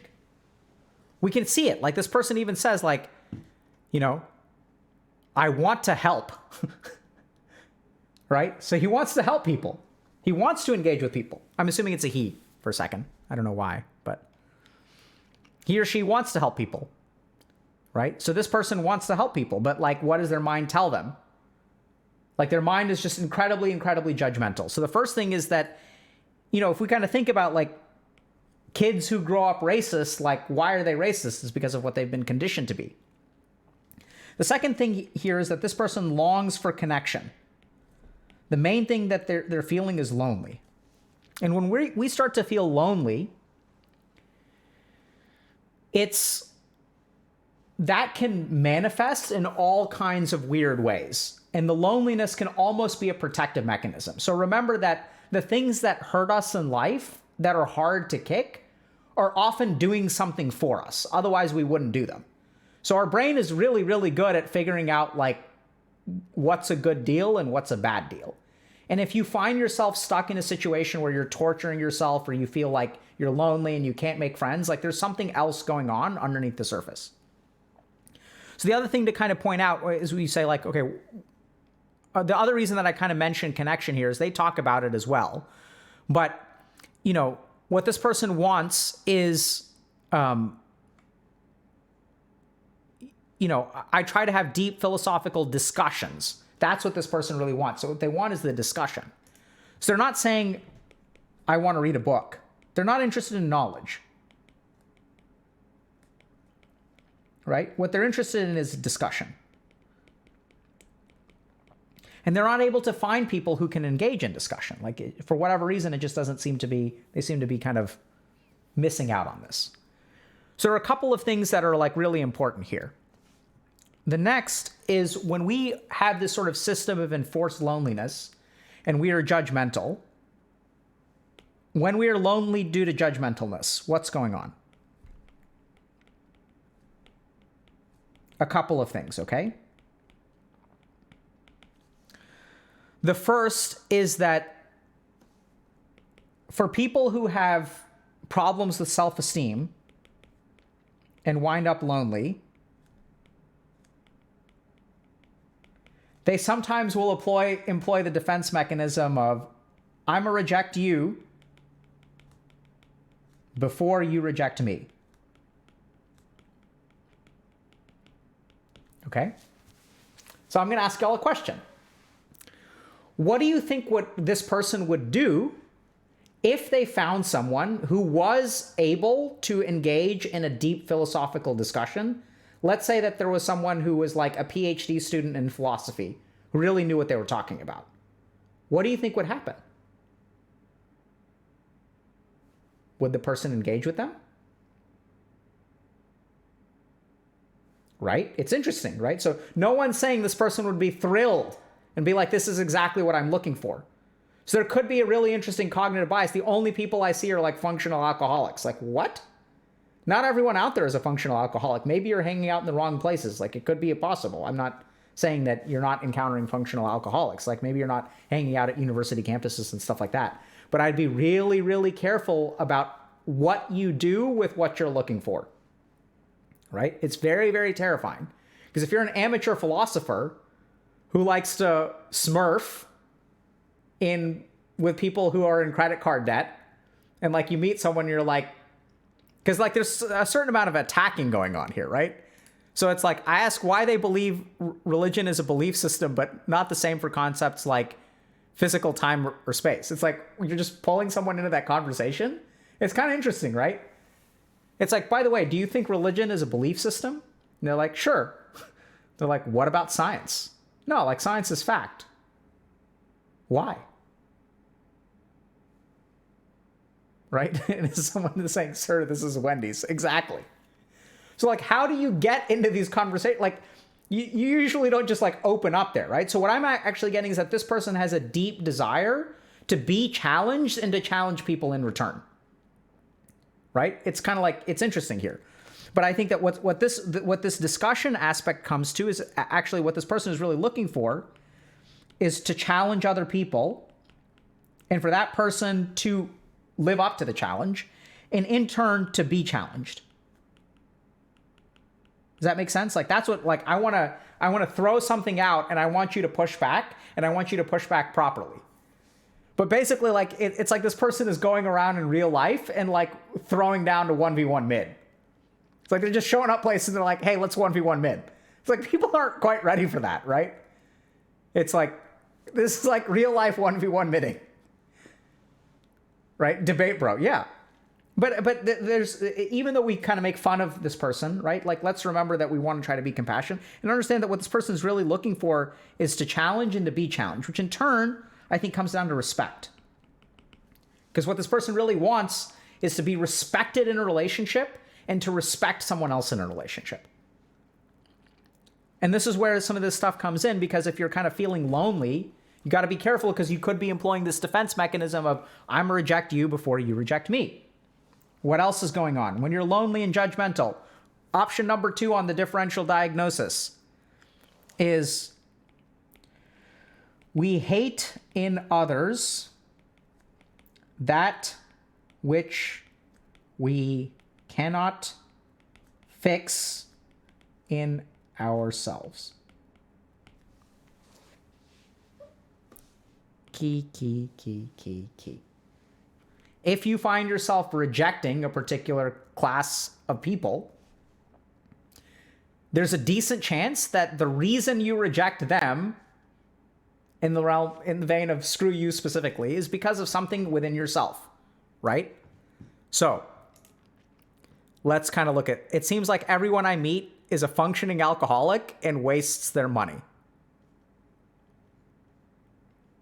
Peer pressure led me to going through an alcoholic phase of my own, and I was throwing money away. Does that sound like anyone we know? Right? And this is also like, I also say it in kind of a meme sense, but let's be clear. This is almost a survival mechanism, because if this has happened to you, what is the lesson that your brain is going to learn? Steer clear of functional alcoholics who waste their money, right? Because you got pulled into this once before. It's actually very logical. But at the same time, you got to be very careful, because if you're rejecting a class of people, which is exactly what you yourself suffered from, then like you got to be kind of careful from that, right? Because a lot of that rejection is then, so people will talk about things like projection or displacement or reaction formation.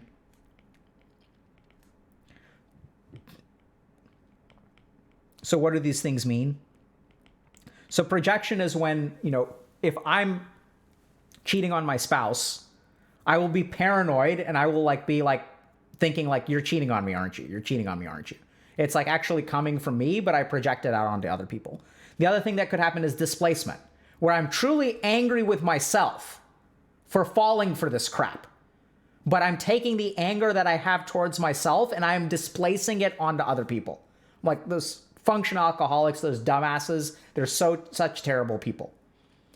And then reaction formation is somewhat similar. So like the best example that I have of reaction formation is the homophobic homosexual. So some people grow up in a particular environment where they are taught to hate something, or they're taught about homosexuality and how homosexuality is bad, and they themselves are homosexual. And so the only way they can manage those feelings is to lash out against other homosexuals. Right? So we hate in others that which we cannot fix in ourselves. So that could be going on here too.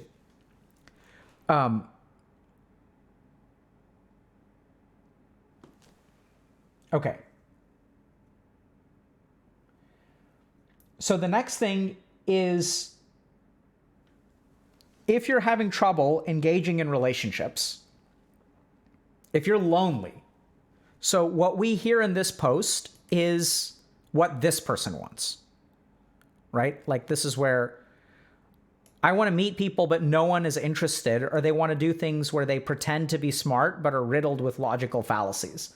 I don't think they pretend to be smart. I think they, you just engage them in conversations. Maybe they pretend to be smart. Who knows? Like maybe they're insecure too. But if you want to have a relationship with someone and your problem is loneliness, a relationship is 2 ways.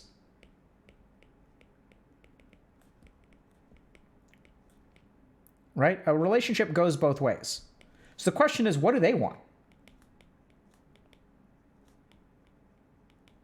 And this is where if you want to have a relationship, you may say like, okay, I don't want those things. But like, no relationship is going to be exactly what you want, right? That's not even a relationship. Like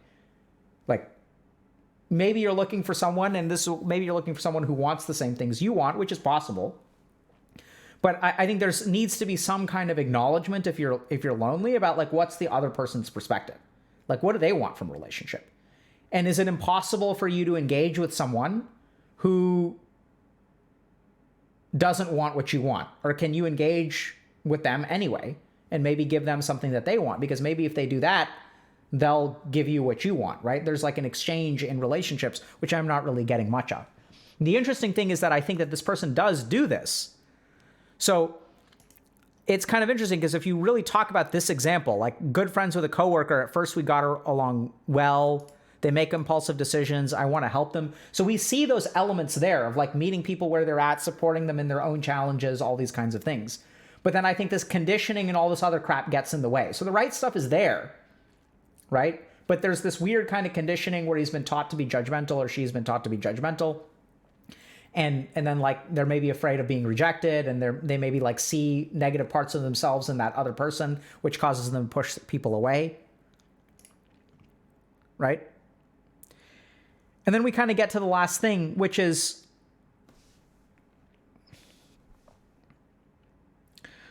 we try to fix our internal problems by surrounding ourselves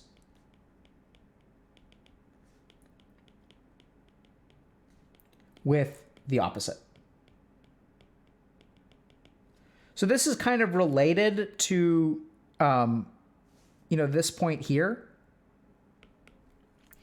But if I am impulsive and,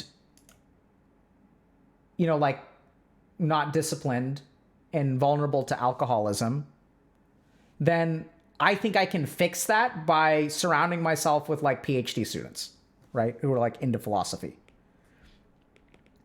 And there's some truth to this. So you want to be careful. Like, for example, if you're trying to get sober, right? They're like very powerful social capital and community effects. You don't want to hang out with a bunch of people who are actively using if you're trying to get sober. There's a lot of like good reasonableness here. But at the same time, be a little bit careful, because a lot of these problems you're going to take with you, right? Surrounding yourself with people who are like, the opposite of what you are can absolutely have a good influence on you, but it is not going to fix the problem. Ultimately, if you're impulsive and like prone to alcohol, those are things that need to be internally fixed, but internally fixed in a supportive environment. And that's where the environment kind of comes in, right? That's why you have sober houses. Because it's easier to do the internal work when you're externally supported. So I'd absolutely recommend that this person, finds a different company. Like, that's totally fine. Like, if you want to go hang out with PhD students at your local university, go for it.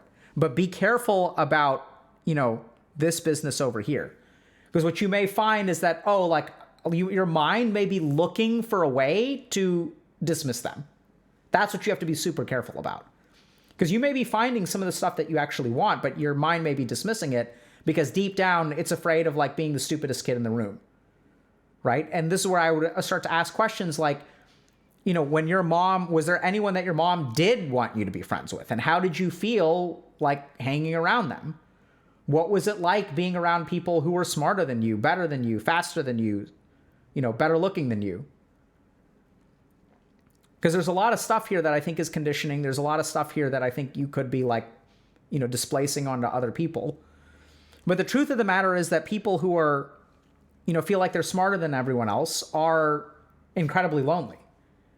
And like, I know that the internet loves to hate on people who think they're smarter than everyone else. But the truth is like, they're just as deserving of our compassion as anyone else, right? We're just being judgmental.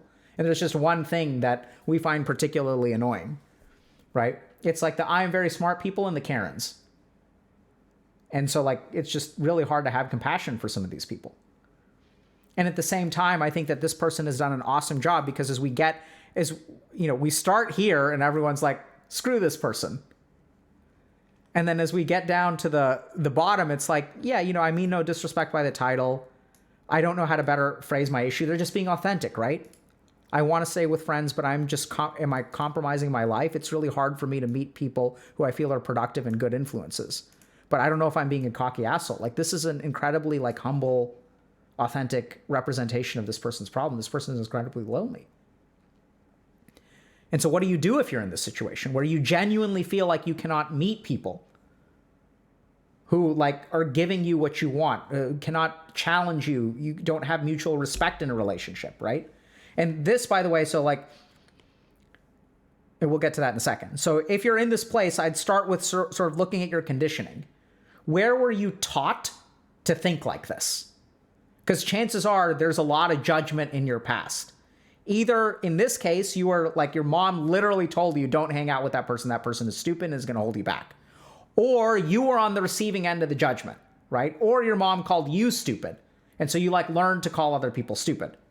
We see this from this person's dad too, where the dad doesn't know how to form relationships. So this person literally was not taught how to form relationships. Like that's a skill that most of us just learn because our parents like have relationships. And so when we're 3 years old and we don't understand what's going on, but my dad has an argument with his best friend and they start yelling at each other and they just ignore me because they're caught up in it, but I'm still watching it, right? It's still getting like laid down in my brain in some way or shape or form. So this person just was conditioned to think this way. Secondly, they're incredibly lonely, right? They're not looking for knowledge. They're looking for discussion. They want to be challenged. They want to challenge other people. What they're looking for is respect. But respect is mutual. And you can't have mutual respect unless you respect the other person. And what I'm hearing is that when there's judgment, there's not a whole lot of respect. So you're never going to have mutual respect. You're never going to have relationship. You have to start by respecting the other person. Right? Like if you want a friend, if you're lonely, you need mutual respect to have friendships. But as long as you're not respecting the other person, then like how's that ever going to happen? Another thing to be careful about is that sometimes we hate in others that which we cannot fix in ourselves.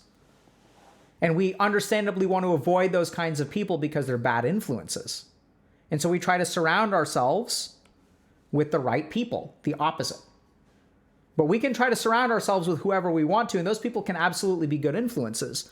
But the problems I'm going to carry with me, like, you know, they're going to come with you to some degree. So you've got to work on that.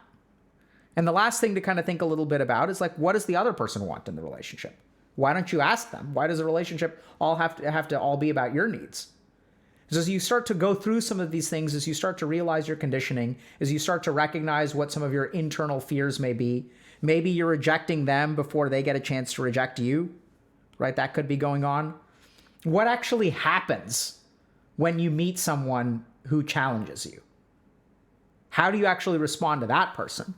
Because you may say a couple of things. Maybe you just steer clear of them subconsciously. Or maybe you do all kinds of mental gymnastics to be judgmental towards them, to knock them down a peg when they're better at philosophical discussions than you are. Right? It's very possible. And at the end of the day, I don't think that you have to be lonely if you're in this situation. You really don't.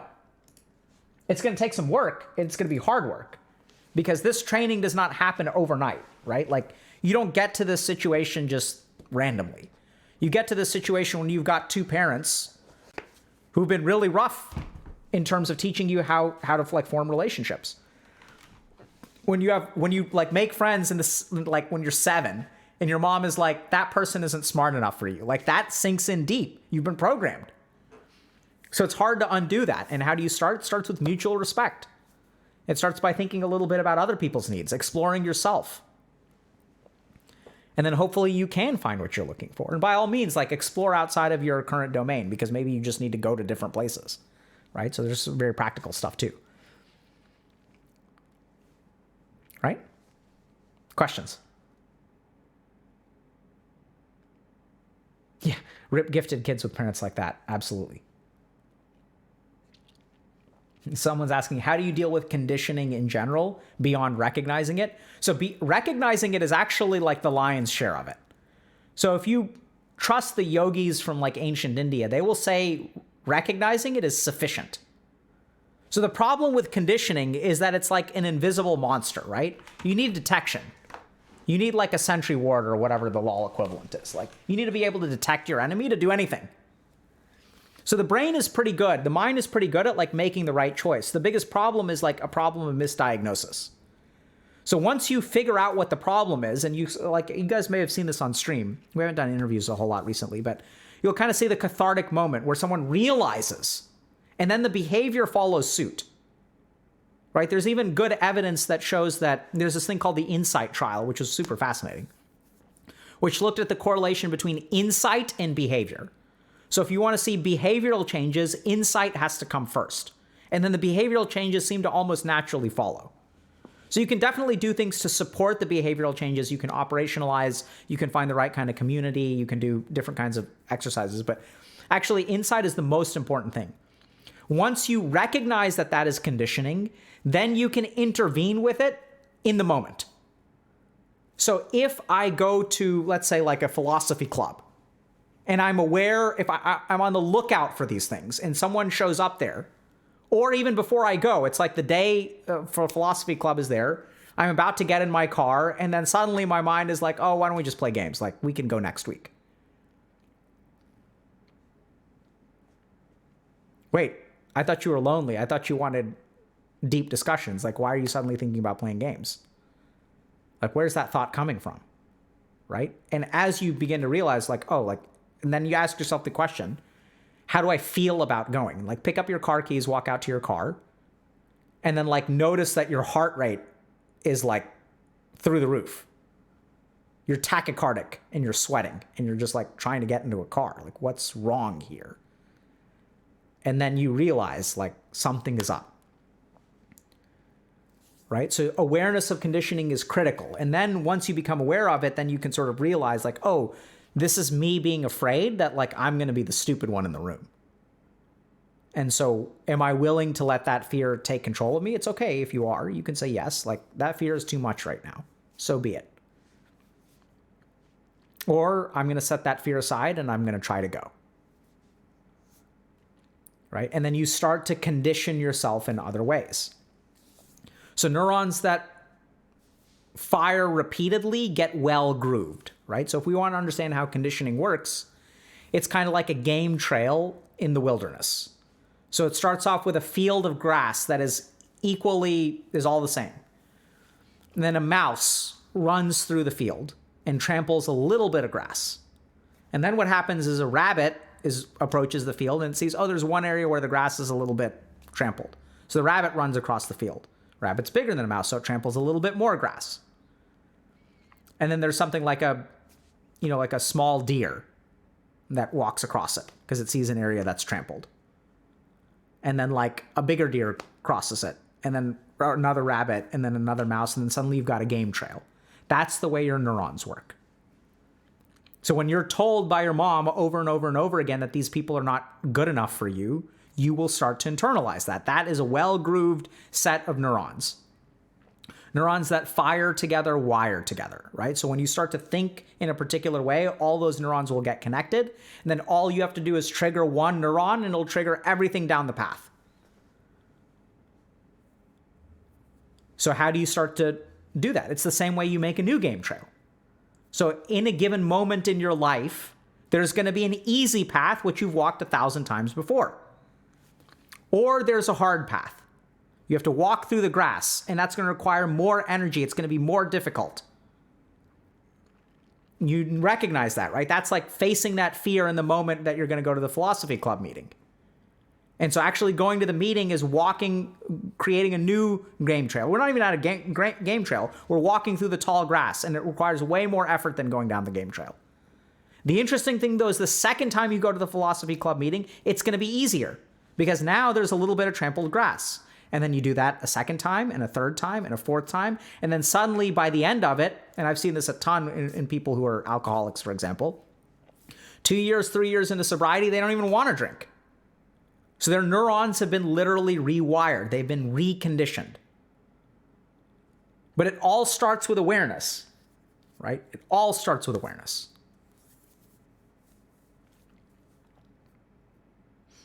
How do you get that energy? Slowly.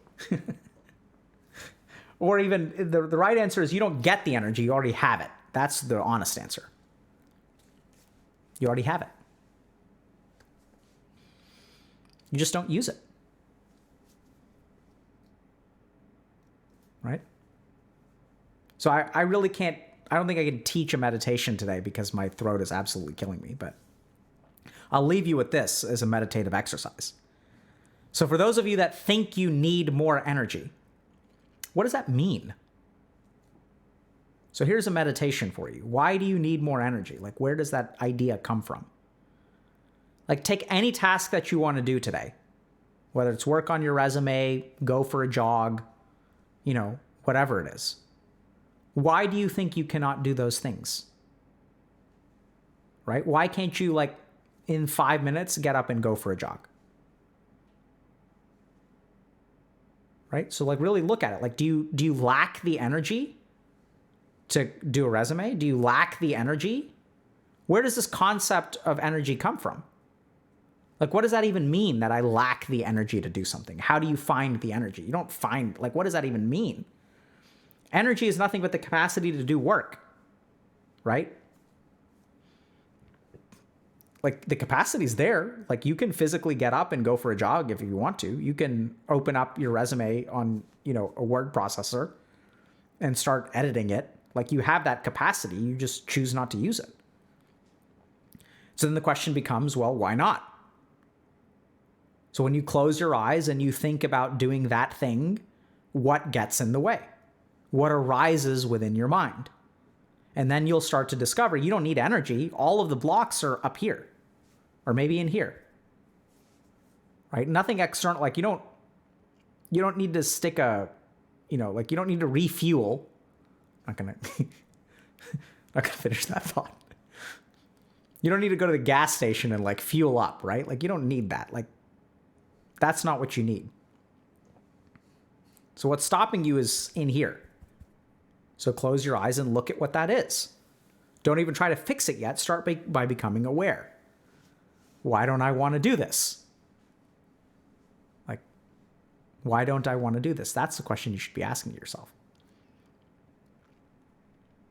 Because as long as you keep on framing the problem, see, this is what the mind loves. The addict's brain pops up again. Your mind tells you, oh, you don't have the energy to do it. And so it goes and sends you on a wild goose chase, seeking something that you don't even need. And as long as you're seeking something that will never fix your problem, that you'll never find because it doesn't exist, then your mind gets to continue doing whatever the hell it wants to. Y'all see that? The mind loves sending you on wild goose chases for magical answers that will fix your problems. Because that thing doesn't exist. And then the mind continues doing what it wants to, right? Continues getting that dopamine, continues playing the video game, continues, like, watching YouTube, like, whatever. And then you come to me for answers. Like, Dr. K, teach me. How do I find that secret? How do I find that nectar, that secret energy that will enable me to, will make my life easy? Like, as long as you're looking for an easy life, you're not going to move anywhere. Life actually isn't that hard, but it's the fact that we don't look. So we've got two options. One is that we can live life the hard way, and over time you'll discover it's actually not that hard. We think it's hard. And instead we, like, spend so much time trying to make it easier that we don't actually do the work. And then, like, we expend way more effort in the long run for far less yield. And then you'll figure out at some point, and I think you guys know this, y'all know this, that once you're dreading doing something and you end up doing it, you're like, actually, it wasn't that bad. Like, just think about how impactful that, like, how profound that statement is. Actually, it wasn't that bad. In your entire life, you're letting this thing, which you know to be wrong in terms of its assessment of how difficult things are, this thing is running your life. And every time you actually go against it and you end up doing the thing, you're like, it wasn't that bad. Man, I should have started studying a week ago. I would have done awesome on the test. Tells you over and over and over again. Every time you fight against the mind, which you end up, it's not that bad. But your mind is like, no, let us make it easier. Go find more energy. You're not ready yet. Do it when you're ready. What is ready? Ask the mind. I don't know. I don't know what ready is, but you're not it. The mind, if you ask the mind what is ready, when you're going to get an A, when you're sure she's going to say yes when you ask her out, when you're sure he's going to say yes when you ask him out. I'll start playing ranked when I'm good enough to play ranked. I'll start going to the gym once I'm in shape and I don't embarrass myself. Right? All 1,000 reasons. Oh yeah, because then I'll be able to get a good workout in.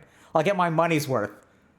I'll get value from my membership fee for the gym. All these 1,000 reasons that your mind comes up with. End result is the same. Don't get your ass out of the chair today, bro. We're gonna chill.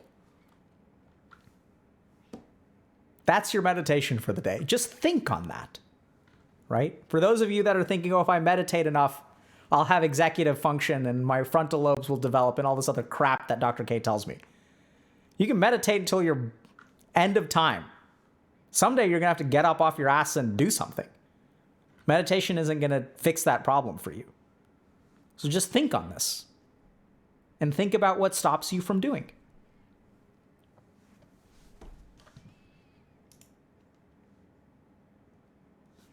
Who are we rating?